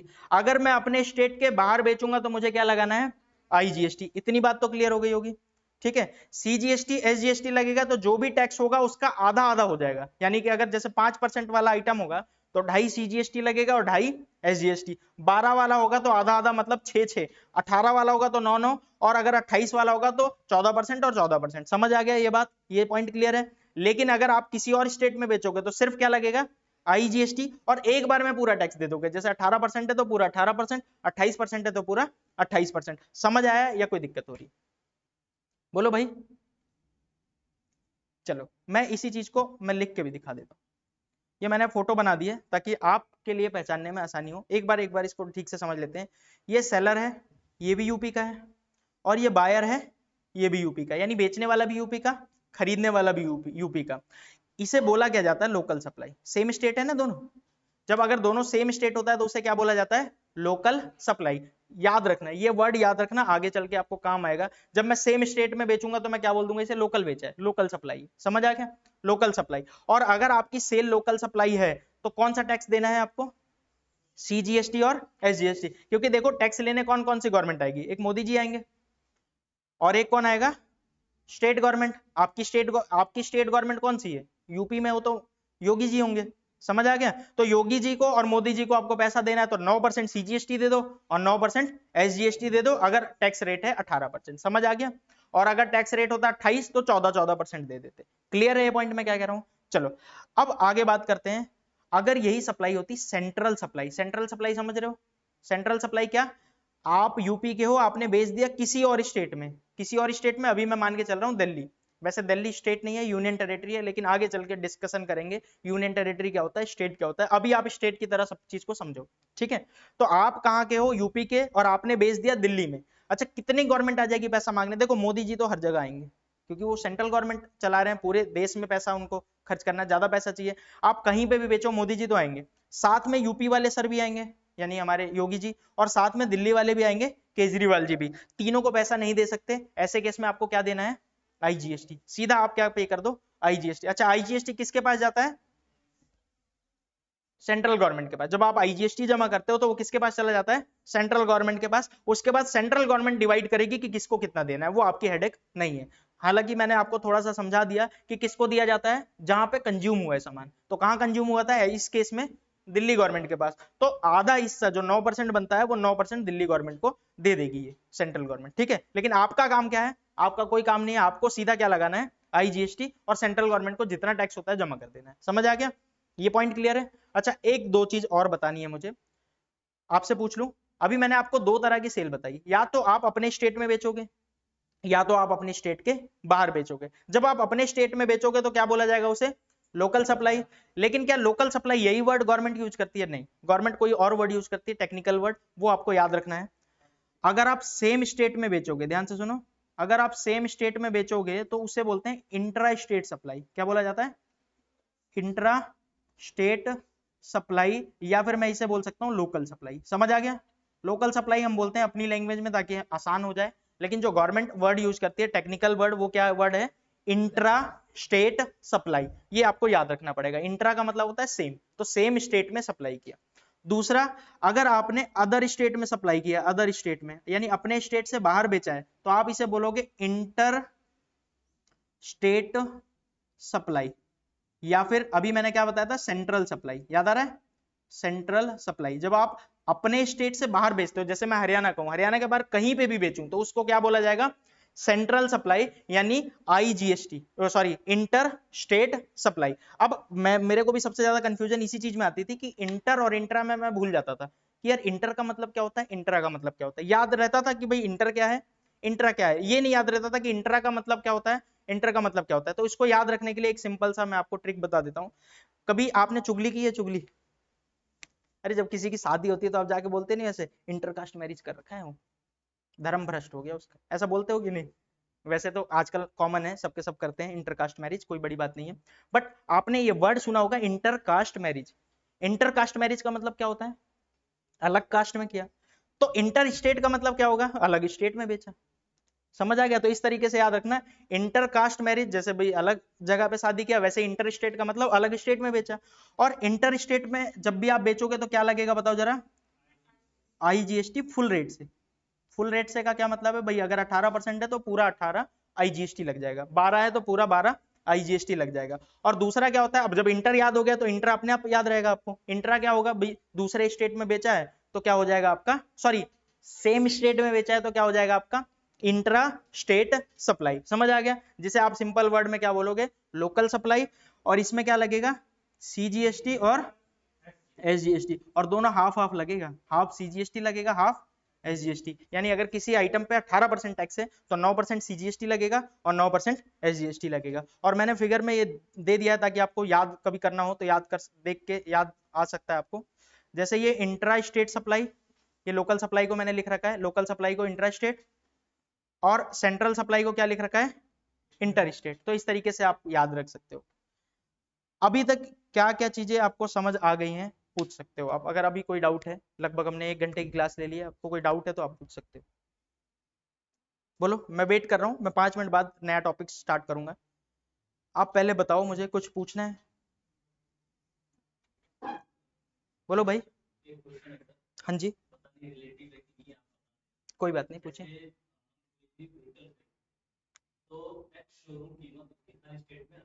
ठीक है, ठीक है, ठीक है। देखो मैं आपको बता देता हूँ, सिर्फ यही टैक्स नहीं होता। जैसे आपने आपने सुना होगा जीएसटी आने से पहले बहुत सारे टैक्स होते थे, बहुत सारे, 1000 तरह के टैक्स होते थे। वैट होता था, अगर आपने सुना होगा। धीरे धीरे मैं वो सारी चीजें कवर करूंगा, धीरे धीरे सारी चीजें बताऊंगा, एक साथ तो सारी चीजें नहीं आ सकती। बट जीएसटी आने से पहले बहुत सारे टैक्स होते थे। और जीएसटी जब आया था तो इंडिया ने एक वो किया था, जीएसटी को बोला था one tax one nation one tax. सुना था आपने कि भाई एक इंडिया है तो एक ही टैक्स होना चाहिए ना, 10 तरह के टैक्स क्यों ले रहे हो आप। हर गवर्नमेंट का, मतलब जैसे हरियाणा गवर्नमेंट का सेल टैक्स का अलग रूल होता था, दिल्ली गवर्नमेंट का सेल टैक्स का अलग रूल होता था, टैक्स भी अलग अलग लेते थे। इसलिए बहुत सारे, अभी आप अगर पेट्रोल लेने जाओ तो आपने देखा होगा दिल्ली में पेट्रोल अलग रेट का मिलता है और हरियाणा में पेट्रोल अलग रेट का मिलता है। रीजन क्या है कि हर गवर्नमेंट, अभी पेट्रोल पे जीएसटी नहीं लगता, अभी आगे चल के मैं आपको समझाऊंगा, बट पेट्रोल पे अभी जीएसटी नहीं लगता, तो पुराने वाले टैक्स लगते हैं। तो पुराने वाले टैक्स हर गवर्नमेंट की अपनी अपनी मर्जी थी कि भाई कौन सा टैक्स लेंगे, कितना लेंगे। आपका जो क्वेश्चन था, वो जो ऑनलाइन वाले हैं उनको नहीं पता चलेगा क्या क्वेश्चन था, तो मैं एक बार रिपीट कर देता हूँ। ऑनलाइन वाले को बता रहा हूँ मैं आपको कि भाई आपका क्वेश्चन था कि सर जब मैं गाड़ी लेने जाता हूँ, जैसे एक कार खरीदने गया, एक शोरूम प्राइस होता है एक, और एक होता है ऑन रोड प्राइस। तो एक्स शोरूम प्राइस तो कुछ भी हो, बट ऑन रोड प्राइस, अगर सेम गाड़ी मान लेते हैं मैं स्विफ्ट ले रहा हूं, तो स्विफ्ट गाड़ी मेरे को दिल्ली में अलग रेट की मिलेगी, यूपी में अलग रेट की मिलेगी, अगर मैं हरियाणा से लूं तो अलग रेट की मिलेगी। तो ऐसा क्यों होता है, ये अलग अलग रेट क्यों आ जाते हैं? क्योंकि मैं एक बात बता दूं, जब आप कार खरीदते हो सिर्फ एक तरह के टैक्स नहीं होते, कई तरह के टैक्स होते हैं। पहला टैक्स तो जीएसटी होता है जो हर जगह सेम है 18%। लेकिन उसके बाद अलग अलग टैक्स कौन कौन से लगते हैं, जैसे रोड टैक्स आपको देना पड़ता है, रूट परमिट लेनी पड़ती है आपको, उस जगह पे उस रोड पे चलाने के लिए आपको बहुत सारे टैक्स और देने पड़ते हैं। वो टैक्स हर गवर्नमेंट का अलग अलग होता है, जैसे दिल्ली का अलग है, जीएसटी सेम है, ध्यान से सुनो, जीएसटी हर पूरे इंडिया में एक ही है, एक ही रेट चल रहा है। लेकिन जो दूसरे टैक्सेस लगते हैं वो हर स्टेट के अलग अलग हो सकते हैं, जिसकी वजह से प्राइस ऊपर नीचे हो जाता है। समझ आ गया मैं क्या कह रहा हूँ? वैसे एक क्वेश्चन इससे रेलेवेंट था, अभी आप धीरे धीरे और आगे समझोगे तो आपको समझ आएगा। और कोई डाउट हो किसी का? तो चलो देखो, मैं एक बार याद दिला देता हूं। मैंने आज बताया आपको इंडिया में 2 तरह के टैक्स होते हैं मेनली, डायरेक्ट टैक्स और इनडायरेक्ट टैक्स। एक बात और बता दूं, डायरेक्ट टैक्स कौन सा होता है बताओ जरा, इनकम टैक्स। और इनडायरेक्ट टैक्स कौन सा होता है, जीएसटी। क्या जीएसटी ही एकमात्र इनडायरेक्ट टैक्स है? नहीं भाई, और भी हैं बहुत सारे टैक्सेस, लेकिन मुझे सिर्फ आपको क्या पढ़ाना है, जीएसटी। अच्छा, डायरेक्ट टैक्स भी क्या यही होता है इनकम टैक्स, या और भी होते हैं? बिल्कुल और भी होते हैं। जैसे वेल्थ टैक्स होता है, कोई बहुत अमीर है तो उसको वेल्थ टैक्स देना पड़ता है, तो उस केस में भी उनको डायरेक्ट टैक्स ही होता है वो, लेकिन वो भी हमें नहीं पढ़ना। हमें क्या पढ़ना है, जीएसटी और इनकम टैक्स। पहले बात करते हैं इनकम टैक्स की। इनकम टैक्स में क्या बताया मैंने आपको, डायरेक्ट टैक्स क्यों बोलते हैं इसको, क्योंकि आप अपना खुद से कैलकुलेशन करते हो, आपने कितना कमाया आप अपनी आईटीआर फाइल करते हो और गवर्नमेंट को आप बताते हो भाई मेरा इतना टैक्स बनता है, और जितना टैक्स बनता है उतना आप गवर्नमेंट को जमा करा देते हो। ये बात क्लियर है? डायरेक्टली आप जमा कराते हो, इसीलिए इसको बोला जाता है डायरेक्ट टैक्स। लेकिन जरा अगर बात करें इनडायरेक्ट टैक्स की, तो इसमें क्या होता है, इसमें हमेशा कोई ना कोई मीडिएटर होगा। आप हमेशा पैसे डायरेक्टली गवर्नमेंट को नहीं दोगे, आप खरीदने वाले हमेशा पैसे किसको दोगे, दुकानदार को। दुकानदार को जब आप पैसे दोगे दुकानदार गवर्नमेंट के पास जमा कराएगा, समझ आ गया? तो इसीलिए इसे क्या बोला जाता है? Indirect tax. समझ आ गया? क्लियर है ये पॉइंट? अच्छा, अब सबसे बड़ी दिक्कत है कि हम जीएसटी पढ़ना शुरू कर रहे हैं। पहले हम जीएसटी करेंगे क्योंकि टैली में उसका काम आएगा, टैली जब हम करेंगे तो उसमें जीएसटी के काम आएंगे। तो टैली अगर पढ़ने से पहले जीएसटी पढ़ रहे हैं तो जीएसटी में क्या क्या, जीएसटी कब लगेगा? तो भाई अगर आप गुड्स बेच रहे हो या फिर आप सर्विस बेच रहे हो, गुड्स बेच रहे हो तो जीएसटी लगेगा, या फिर सर्विस बेच रहे हो तो जीएसटी लगेगा। पहले तो थोड़ा सा आइडिया दे दिया मैंने गुड्स क्या होता है और सर्विस क्या होती है, उसमें तो कोई दिक्कत नहीं है। उसके बाद फिर मैंने आपको क्या बताया कि भाई टैक्स के इंडियन गवर्नमेंट ने कुछ रेट्स फिक्स कर रखे हैं, चाहे वो 5% हो, चाहे 12 हो, चाहे 18 हो, कि हर आइटम पे इतने इतने टैक्स लगेंगे। लेकिन टैक्स लेंगे कैसे गवर्नमेंट आपसे? गवर्नमेंट ने बोला देखो भैया हम पूरे इंडिया में हम दो तरह की गवर्नमेंट है, एक स्टेट गवर्नमेंट है और एक सेंट्रल गवर्नमेंट है। तो पैसे तो दोनों को चाहिए, सेंट्रल गवर्नमेंट को ज्यादा चाहिए, उसमें कोई डाउट नहीं है, स्टेट गवर्नमेंट को थोड़ा सा कम चाहिए। तो इसीलिए क्या बात की गई कि देखो भाई कौन सा स्टेट में आप बेच रहे हो, जैसे अगर आप सेम स्टेट में बेच रहे हो, सेम स्टेट में, तो उसे बोला क्या जाएगा? Intra state supply. और अगर आप सेम स्टेट में बेच रहे हो तो आप क्या लगाओगे? सीजीएसटी और एसजीएसटी। आधा टैक्स सेंट्रल गवर्नमेंट को दे दो और आधा टैक्स स्टेट गवर्नमेंट को दे दो। और अगर आप अपने स्टेट के बाहर जाके बेच रहे हो तो उसे क्या बोला जाता है? Inter state supply. और ऐसे केस में आपको क्या लगाना पड़ेगा? आईजीएसटी और फुल रेट से लगाना पड़ेगा। सारे पैसे किसके पास चले जाएंगे? सेंट्रल गवर्नमेंट के पास। बाद में सेंट्रल गवर्नमेंट बांटेगी जैसे भी बांटना हो। क्लियर है पॉइंट? यहां तक की चीजें क्लियर हैं या नहीं? क्लियर है? चलो, अब एक टॉपिक मुझे बताना है कि जीएसटी क्या सब पे लगता है, ये थोड़ी देर बाद डिस्कस करते हैं हम। पहले हम ये डिस्कस करते हैं कि आप बड़ी देर से चिल्ला रहे हो कि जीएसटी लगता है, जीएसटी लगता है, और मैं अभी क्या बताऊं आपको, अभी मैं कल ही कपड़े खरीद के आ रहा हूं और 1000 रुपए का वो दुकान वाले ने बोला कि कपड़ा 1000 का। तो मैंने बोला भैया 1000 फिर जीएसटी भी लोगे? उसने बोला अरे कैसी बात कर रहे हो, बस 1000 रुपए दो कपड़े ले जाओ। तो उसने तो जीएसटी नहीं लिया। आप कैसे, अब तब से आप चिल्लाए जा रहे हो जीएसटी लगेगा, हर चीज पे लगेगा, हर चीज पे लगेगा। हमने तो नहीं देखा जीएसटी, मैं तो कपड़ा लेने गया नहीं ले, और तो और बर्गर खाने गया, बर्गर भी 100 रुपए का था, 100 रुपए ही देकर आया मैं, तो 105 नहीं दिया मैंने। यानी कि कुछ दुकानदार तो टैक्स नहीं ले रहे, लेकिन कुछ दुकानदार ले रहे हैं। जैसे कि मैं अभी गया था मैकडोनाल्ड में बर्गर खाने, तो वहां पे मेरे को बर्गर दिया, फिर पैसे और काट और लिया मेरे से, 5% टैक्स ले लिया। ठीक है, तो कुछ लोग ज्यादा पैसे लेते हैं, यानी कुछ लोग जीएसटी ले रहे हैं और कुछ लोग नहीं ले रहे हैं, ऐसा क्यों? बताओ भाई, किसी को कुछ पता हो तो। हाँ, तो फिर क्यों नहीं ले रहे लोग? आप, ठीक है, और कोई बताओ। इसीलिए तो गवर्नमेंट आंख बंद कर क्यों रखी है? आपने बोला कि कोई टैक्स नहीं ले रहा क्योंकि पे ना करना पड़े। आपने एक वर्ड बोला कि बिल बनाओगे तब जीएसटी देना पड़ेगा, और कोई बताओ। गवर्नमेंट क्यों नहीं पकड़ती आपको कि बिल क्यों नहीं बना रहे? जब गवर्नमेंट पकड़ेगी तब देखा जाएगा। तो चलो मैं एक सिंपल सी बात बता देता हूँ। जैसे ही जीएसटी आया तो गवर्नमेंट ने क्या बोला, देखो भाई हम सबको नहीं पकड़ेंगे। पहले तो मैं थोड़ा सा आपको फिगर के साथ याद दिला दूं। जैसे ये बंदा है बर्गर खरीदने गया, बर्गर 100 रुपए का दिया, बस कोई जीएसटी की बात ही नहीं आई। इसने 100 रुपए दिए, दुकानदार ने पूरे और रख लिए। इसने पूछा भी कि भैया 5 रुपए गवर्नमेंट को दोगे क्या? तो इसने दो अच्छी खासी सुनाई कि मैं क्यों दूं गवर्नमेंट को, मैं तो अपना रखूंगा। लेकिन कभी कभी आप दुकान पे जाते हो तो वही 100 की जगह कितने का मिल जाता है? 105 का। उसमें 5 रुपए बिल पे जीएसटी भी लिखा होता है, और आप वहां पे कितना देते हो? 105। और उससे पूछोगे भैया 5 गवर्नमेंट को दोगे? वो बोलेगा हाँ भाई देना ही पड़ेगा। तो ऐसा क्यों हो रहा है? ये भेदभाव क्यों? ठीक है, तो ये भेदभाव क्यों हो रहा है मैं आपको समझाता हूं। पहले तो जब जीएसटी आया तो गवर्नमेंट ने बोला कि भाई सबको जीएसटी के अंदर नहीं लाएंगे, छोटे दुकानदार को छोड़ दिया जाएगा। भाई हर इंसान परेशान होगा, जो छोटे दुकानदार है वो कहां से जीएसटी लेंगे फिर देंगे, बहुत झंझट है उनके लिए। तो भाई छोटे दुकानदार को माफ कर दिया जाता है कि आप जीएसटी मत देना, और बड़े दुकानदार को बोला जाता है कि भाई आपको तो जीएसटी देना पड़ेगा क्योंकि आप बड़े दुकानदार हो। अब आपके मन में डाउट आएगा कि भाई छोटे दुकानदार बड़े दुकानदार कैसे, फीता लेके नापते हैं कि भाई आप छोटे हो आप तो बड़े हो? ऐसे नहीं होता।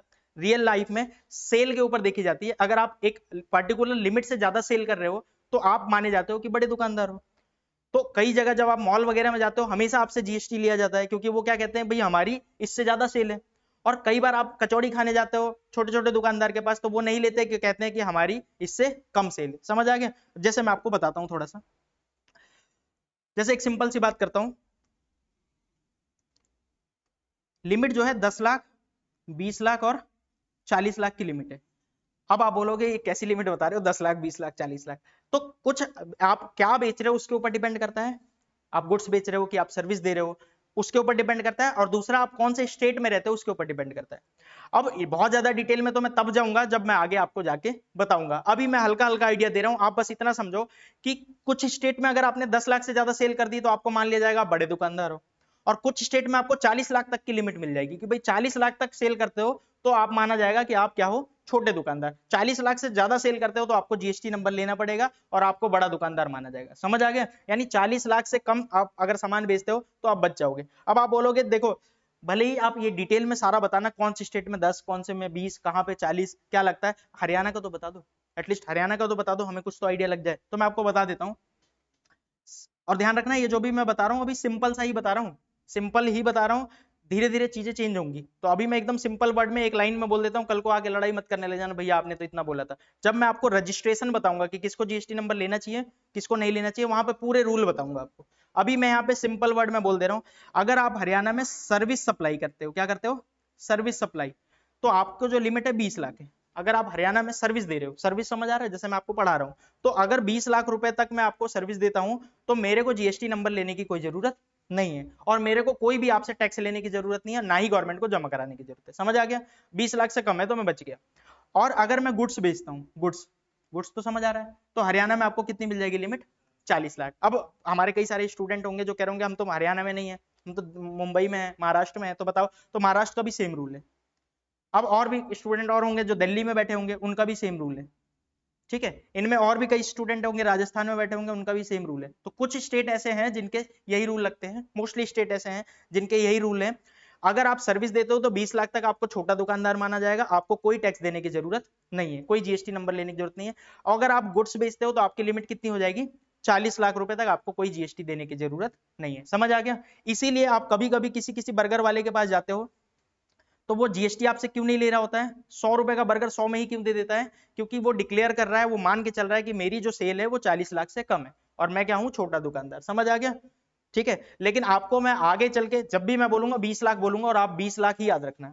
मैं अभी जो बोलूंगा आगे चल के 20 लाख से कम बेच रहा है तो मैं बोलूंगा छोटा दुकानदार, 20 लाख से ज्यादा बेच रहा है तो बोलूंगा बड़ा दुकानदार। लेकिन अब आप बोलोगे भाई 20 क्यों बोल रहे हो, तो 10, 20, 40 तीनों लिमिट है, और कैसे कैसे है वो भी बताऊंगा। और कई जगह ऐसी लिमिट है कि भाई 1 रुपए का भी सामान बेचोगे तो जीएसटी नंबर लेना पड़ेगा। तो ऐसी कई सारी कंडीशन है, वो सब धीरे धीरे पढ़ेंगे। अभी बस आप इतना समझो कि भाई कोई छोटा दुकानदार है, अगर इसकी इतने से कम सेल करता है, जैसे 20 लाख या 40 लाख या 10 लाख, इससे कम सेल कर रहा है, तो वो छोटा दुकानदार है, इसीलिए वो मेरे से जीएसटी नहीं ले रहा। समझ आ गया? तो कई जगह आप जाते हो कपड़ा खरीदने तो सिर्फ 1000 रुपए का कपड़ा 1000 ही देकर आ जाते हो। कई रेस्टोरेंट में आप जाते हो, रेस्टोरेंट तो मोस्टली जीएसटी नंबर ले लेते हैं, बट कई ढाबे पे आप जाते हो तो 100 रुपए का 100 रुपए ही देकर आते हो, आप अलग से कोई पैसा नहीं देकर आते। समझ आ गया? लेकिन कुछ लेते हैं क्योंकि वो कह रहे हैं कि हम 40 लाख से ज्यादा सेल करते हैं। अब आप बोलोगे कि मान लेते हैं इस तरह तो सभी बोलते हैं हम 40 लाख से कम सेल करते हैं, तो भाई अगर आप 40 लाख से कम सेल करते हो तो आपके अकाउंट में भी 40 लाख से कम आने चाहिए ना। अगर आप कह रहे हो कि मेरी 40 लाख से कम सेल है तो आपके अकाउंट में भी 40 लाख से कम रुपए आने चाहिए। पता चला यूपीआई करवाते रहो, 50 लाख, 60 लाख, 70 लाख आ रहे हैं, फिर एक दिन नोटिस आएगा। हाँ कैश आ रहे हैं तो गवर्नमेंट को पता नहीं चलने वाला ना, बट आप अगर बहुत तेज हो तो कैश भी जाके जमा कराओ बैंक में, जो आपके पास कैश आया, तो आप फिर फंस जाओगे। तो देखो अधिकतर लोग क्या करते हैं, उनके पास अधिकतर लोग, मैं बता रहा हूँ, मेरे घर के पास में एक कचौड़ी वाला रहता है, आपने देखा होगा एसएलएफ मॉल के सामने रहता है वो कचौड़ी वाला। मुझे लगता है वो 40 लाख से ज्यादा की सेल कर देता है, मुझे ऐसा पर्टिकुलर लगता है। लेकिन ये वीडियो को इनकम टैक्स ऑफिसर देख रहा होगा तो उसके पास आ जाएगा, तो मैं बोल रहा हूँ नहीं करता भाई वो नॉर्मल सा आदमी है, गरीब बंदा है। लेकिन अब आप बोलोगे कि भाई तो वो कैसे मैनेज करते हैं, वो 40 लाख से कम की सेल कर रहे हैं, ज्यादा की सेल कर रहे हैं, बट फिर भी जीएसटी नंबर नहीं ले रखा, कैसे मैनेज करते हैं। सबसे पहली कंडीशन मैं आपको थोड़ा सा बता रहा हूं, लेकिन एक बात सुन लो, दुकानदार का कभी भी जीएसटी नंबर लेने से कोई नुकसान नहीं होता। मैं आपको समझाऊंगा, पूरा समझाऊंगा तो समझाऊंगा। तो मैं कभी भी टैक्स चोरी की एडवाइस नहीं दूंगा, आपको टैक्स देना चाहिए गवर्नमेंट को, क्योंकि आप जितना टैक्स दोगे तभी तो चंद्रयान 4 जाएगा, और भी बहुत सारी चीजें हैं जो जाएंगी, ठीक है। तो आपका टैक्स देना बहुत जरूरी है, टैक्स चोरी कभी नहीं करना चाहिए। हाँ टैक्स प्लानिंग करके टैक्स सेव करना चाहिए, टैक्स सेव करना एक अलग चीज है और टैक्स चोरी करना एक अलग चीज है। तो हम जो भी पूरी क्लास में डिस्कस करेंगे वो टैक्स सेविंग करेंगे कि भाई टैक्स बचाना कैसे चाहिए। अब टैक्स चोरी करके आप बच नहीं सकते, कभी ना कभी पकड़े जाओगे। तो टैक्स चोरी कैसे करना है वो हम उसके बारे में डिस्कशन नहीं करेंगे, बट मैं छोटे छोटे दुकानदार की एक बार बात बता देता हूँ कि वो कैसे करते हैं। पहले तो वो कैश लेते हैं मोस्टली पैसा, जब आप बोलोगे भैया फोन पे, कहेंगे फोन पे मत कर, बस बजेगा नहीं तो तुझे खड़ा करके रखूंगा जब तक बजेगा नहीं, ऐसा बोलते हैं। तो कई लोग डर जाते हैं बजा नहीं तो वो क्या करते हैं, पैसे दे देते हैं, भैया 20 रुपए ले लो। तो वो कैश का क्या करते हैं, कैश को रख लेते हैं। तो कैश से तो गवर्नमेंट को पता ही नहीं चला कि भाई आपने बेचा। जो अकाउंट में लेते हैं वहां पे आप फंस सकते हो कि भाई 40 लाख से ज्यादा मत लो। अच्छा, कई दुकानदार जिनके 40 लाख से ज्यादा आते हैं वो क्या करते हैं, वो अलग अलग यूपीआई का यूज करते हैं। वो क्या करते हैं, पहले अपने अपने अकाउंट नंबर से कनेक्ट करके रखते हैं उसको, तो जब आप पे करोगे उसको तो उनके अकाउंट में जाएगा। फिर दूसरे क्या होते हैं, फिर जब लगता है कि 30-35 लाख आ गया तो अब हटाओ हटाओ अपना हटाओ, अपनी वाइफ का लगा दो। फिर उसके बाद उनके में 30-35 आ गया तो हटाओ अपने बच्चे का लगा दो। तो ऐसे करके आप हर अकाउंट में पैसे कुछ कुछ ले लेते हैं जिससे वो बच जाते हैं। लेकिन मैं सजेस्ट नहीं करूंगा भाई टैक्स दो, क्योंकि टैक्स जैसे जैसे दोगे उतना अच्छा है। तो अभी समझ आया कि क्यों कोई लोग नहीं ले रहा जीएसटी और क्यों कोई ले रहा है, समझ आ गया। अच्छा, अगर मान लेते हैं कि आपको एक चीज पता चल गई कि भाई मेरी तो सेल बढ़ रही है, जैसे आपकी सेल है 40 लाख से ज्यादा होने वाली है, या 20 लाख से ज्यादा, या 10 लाख से ज्यादा, किस स्टेट में रह रहे हो और क्या आइटम बेच रहे हो उसके ऊपर डिपेंड करता है। तो आपको क्या करना होगा, जैसे ये ओनर है, इसकी सेल बढ़ रही है, तो इसको क्या करना पड़ेगा, तुरंत जीएसटी नंबर के लिए अप्लाई करना पड़ेगा। जब इसको दिख रहा है कि मेरी सेल हो रही है। अच्छा, एक बात और बता दूं, वॉलंटरी भी आप अप्लाई कर सकते हो। वॉलंटरी का मतलब आप अपनी मर्जी से, आपकी सेल है ही नहीं, आप तो 0 रुपए का माल बेचते हो, बट आपने कहा जीएसटी नंबर लेना है, कूल लगता है, तो फिर आप अप्लाई कर सकते हो, कोई दिक्कत नहीं है, ठीक है। तो गवर्नमेंट आपको जीएसटी नंबर दे सकती है। सबसे पहले आप तो बिजनेस वाले हो, आपकी सेल बढ़ रही है या फिर आपका मन कर रहा है, तो आप अप्लाई कर दो जीएसटी नंबर, ठीक है। जब आप अप्लाई करोगे तो ऑफिसर आपके सारे डॉक्यूमेंट्स को वेरीफाई करेगा। डॉक्यूमेंट्स कौन कौन से, बहुत सारे डॉक्यूमेंट्स। जब हम जीएसटी रजिस्ट्रेशन कैसे करते हैं वो पढ़ेंगे, तब वहां पे मैं बताऊंगा। अभी मैं हल्का हल्का आइडिया दे रहा हूं, अभी हम ओवरव्यू देख रहे हैं बस, किसी भी चीज के डेप्थ में नहीं जा रहे, ठीक है। तो क्या होगा ऐसे में, आप जो भी डॉक्यूमेंट्स दोगे, जैसे सिंपल मैं बोल दूं, रेंट एग्रीमेंट देना होता है, बिजली का बिल देना होता है, आपकी आपकी फोटो चाहिए होती है, आपका आधार कार्ड, आपका पैन कार्ड, वो सारी चीजें गवर्नमेंट वेरीफाई करती है, ऑफिसर उनके वेरीफाई करते हैं। और उनको अगर लगता है कि हाँ सब कुछ ठीक है तो आपको जीएसटी नंबर मिल जाता है, ठीक है। वो आपको जीएसटी नंबर अलॉट कर देते हैं, समझ आ गया। अब आपके पास जीएसटी नंबर आ जाएगा, उसके बाद ही आप बिल काट सकते हो, समझ आ गया। मतलब ऐसा नहीं है कि मैं किसी को, मैंने जीएसटी नंबर नहीं लिया, मैं एक ढाबा खोल दिया, जीएसटी नंबर नहीं लिया। अब कोई भी आता है, मैं कहता हूँ देख भाई 100 रुपए की दाल और 5 रुपए टैक्स, 105 दे जा। अब वो तो सामने वाला बंदा तो 105 दे देगा मुझे, 100 में रखूंगा और 5 भी मैं ही रखूंगा क्योंकि जीएसटी नंबर ही नहीं है, समझ आ गया। तो ऐसे नहीं कर सकते, ये फ्रॉड है। आपको जब गवर्नमेंट, आपको पहले आपकी सेल बढ़ रही है या फिर आप सेल बढ़ने से पहले ही आप जीएसटी नंबर के लिए अप्लाई कर दो। जब आपके पास जीएसटी नंबर आएगा तभी आप बिल बना सकते हो, समझ आ गया। और जब आप बिल बनाओगे तो बिल पे तब आप टैक्स लोगे, और जब आप टैक्स लोगे तो गवर्नमेंट को जमा भी कराओगे, समझ आ गया। तो पहले तो आपको जीएसटी नंबर लेना पड़ेगा। अब जब जीएसटी नंबर मिलता है, तो ये इंटरव्यू में कई बार पूछ लिया जाता है ये कि जीएसटी नंबर जब आपको मिलता है तो वो कितने अंक का होता है, तो बताओ जरा कितने अंक का होता है। 15 देख के बता दिया, या कई लोगों को पहले से पता होगा। तो कितने डिजिट का होता है जीएसटी नंबर, 15 डिजिट का। कैसे होता है बताओ, कोई बताएगा, किसी को कुछ आइडिया हो। पहले 2 अंक कौन से होते हैं, कई लोगों को पता है तो वो बोल रहे हैं स्टेट कोड, कई लोग देख के बोल रहे हैं स्टेट कोड। मैं आपको बताता हूं, देखो जीएसटी नंबर को गवर्नमेंट ने बड़ा दिमाग लगा के प्लान किया। कैसे प्लान किया, सबसे पहले जो शुरू के 2 अंक होंगे उससे आपको देखते ही पता चल जाएगा कि कौन से स्टेट का जीएसटी नंबर है। यानी हर स्टेट को कोड बना दिया गया। कोड कैसे बनाया गया, मैं आपको स्टेट दिखाता हूं पहले, तो वहां से आप समझोगे। जैसे हो सकता है मैं इधर उधर थोड़ा बहुत 1-2 अंक इधर उधर बोल जाऊं, तो आप ये मत बोलना। जैसे जम्मू है, जम्मू कश्मीर, कोड डाल दिया 01, अभी तो चेंज हो गया, लद्दाख हो गया अलग, बाद में बताऊंगा इसके बारे में। तो जैसे 01 डाल दिया, ऊपर से देखो नॉर्थ साइड से कोड दिया गया कि जम्मू कश्मीर का कोड क्या होगा, 01। अच्छा, हिमाचल का कोड क्या होगा, 02। पंजाब का कोड क्या होगा, 03। अच्छा, चंडीगढ़ का कोड क्या होगा, 04। यूके यानी उत्तराखंड का कोड क्या होगा, 05। हरियाणा का कोड क्या होगा, 06। ठीक है, तो इस तरीके से ऊपर से लेके नीचे तक ऐसे ऐसे स्टेट के कोड बना दिए गए। उसके बाद देखोगे दिल्ली का कोड 07, राजस्थान का 08, उसके बाद और आगे जाओगे यूपी का 09, बिहार का 10, और ऐसे करके बहुत सारे बनाए गए। महाराष्ट्र में जाओगे तो महाराष्ट्र का 27। तो इतने ज्यादा तो मुझे भी याद नहीं है, सबके तो याद नहीं है, बट नॉर्मली ऐसे ही बनाए गए, ऊपर से शुरू किया गया है। यानी ऊपर वाले को 01, फिर 2, फिर 3, फिर 4, फिर 5, ऐसे करके 05, 06। तो हरियाणा में अगर मैं जीएसटी नंबर अप्लाई करता हूं तो बताओ मुझे कहां से जीएसटी नंबर मिलने वाला है,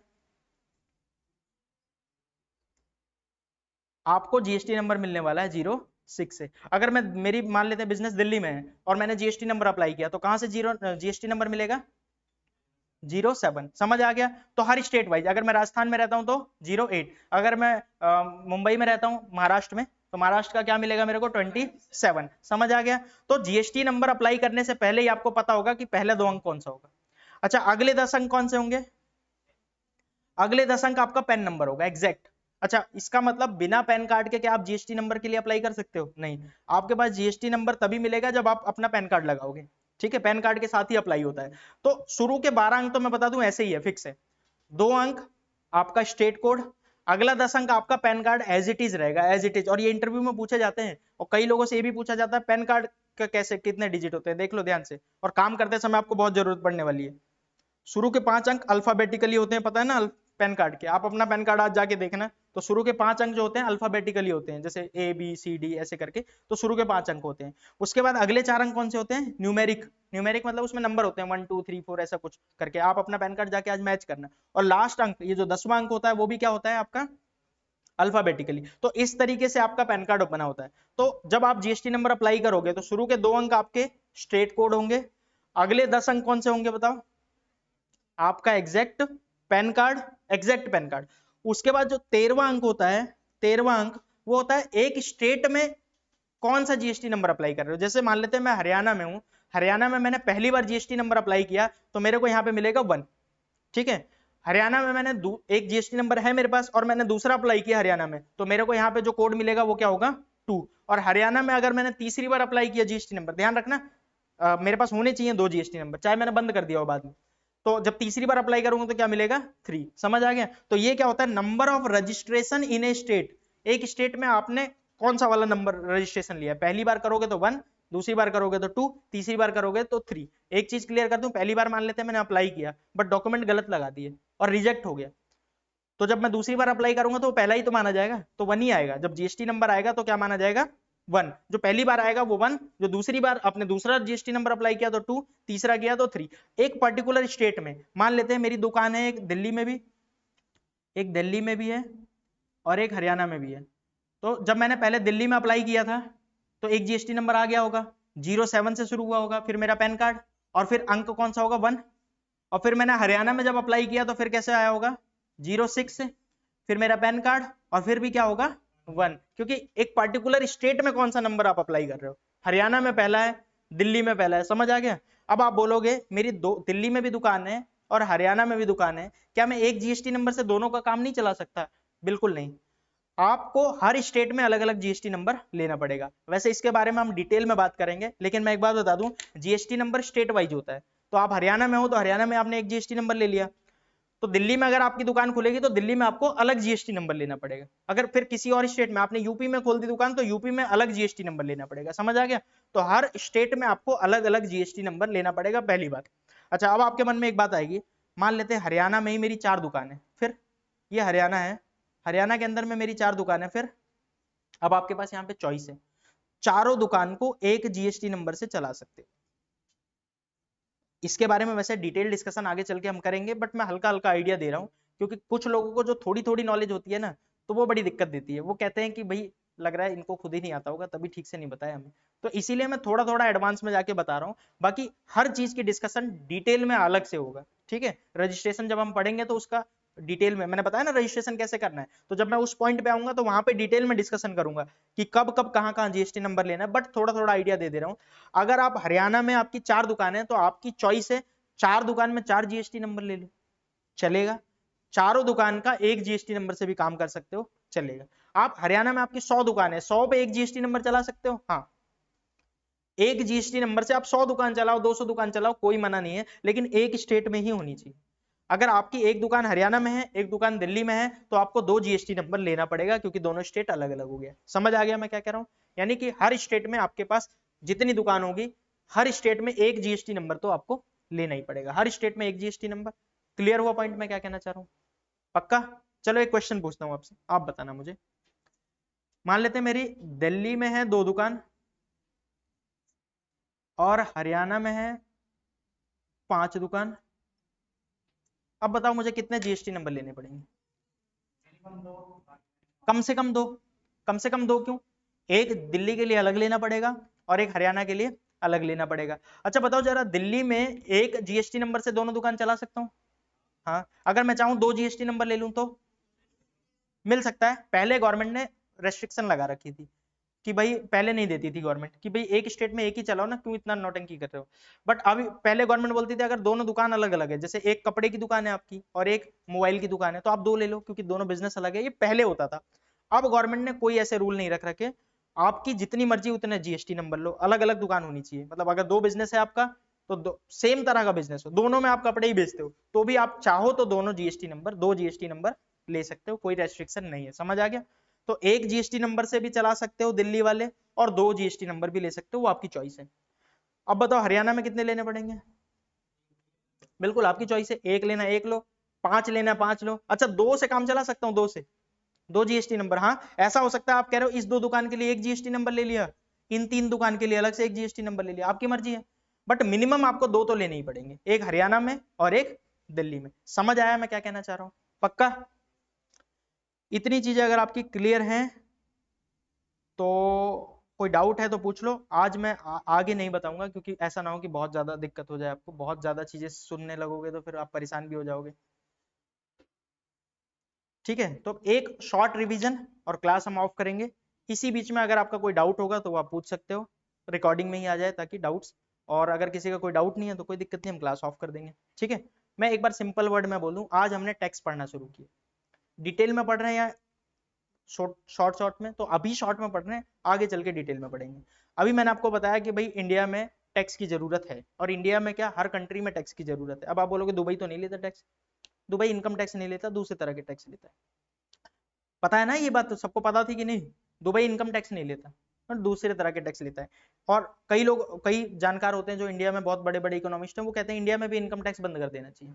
जीएसटी लो ना, आप जीएसटी तो ले रहे हो, और दूसरे तरह के टैक्स लो। कुछ मैंने एक वीडियो देखी थी, कोई बहुत बड़ा इकोनॉमिस्ट था, उसने बोला था कि भाई ये बंद कर दो, जीएसटी बंद कर दो, इनकम टैक्स बंद कर दो, सब बंद कर दो, ट्रांजेक्शन टैक्स लगाओ 1%। मतलब आप किसी को भी पैसा दे रहे हो तो 1% टैक्स लग जाएगा अपने आप, तो वो वाला टैक्स लगाओ। तो भाई सबकी अपनी अपनी चॉइस है, बाकी गवर्नमेंट को जहां से मोटा पैसा आएगा गवर्नमेंट तो वही करेगी। तो गवर्नमेंट को पैसा चाहिए, बिना पैसे के कोई भी देश नहीं चल सकता, ये तो क्लियर है। इसीलिए मैं आपको भी सजेस्ट करूंगा कभी भी टैक्स चोरी मत करना, टैक्स चोरी करने के पीछे मत भागना, टैक्स सेविंग करने के पीछे भागना।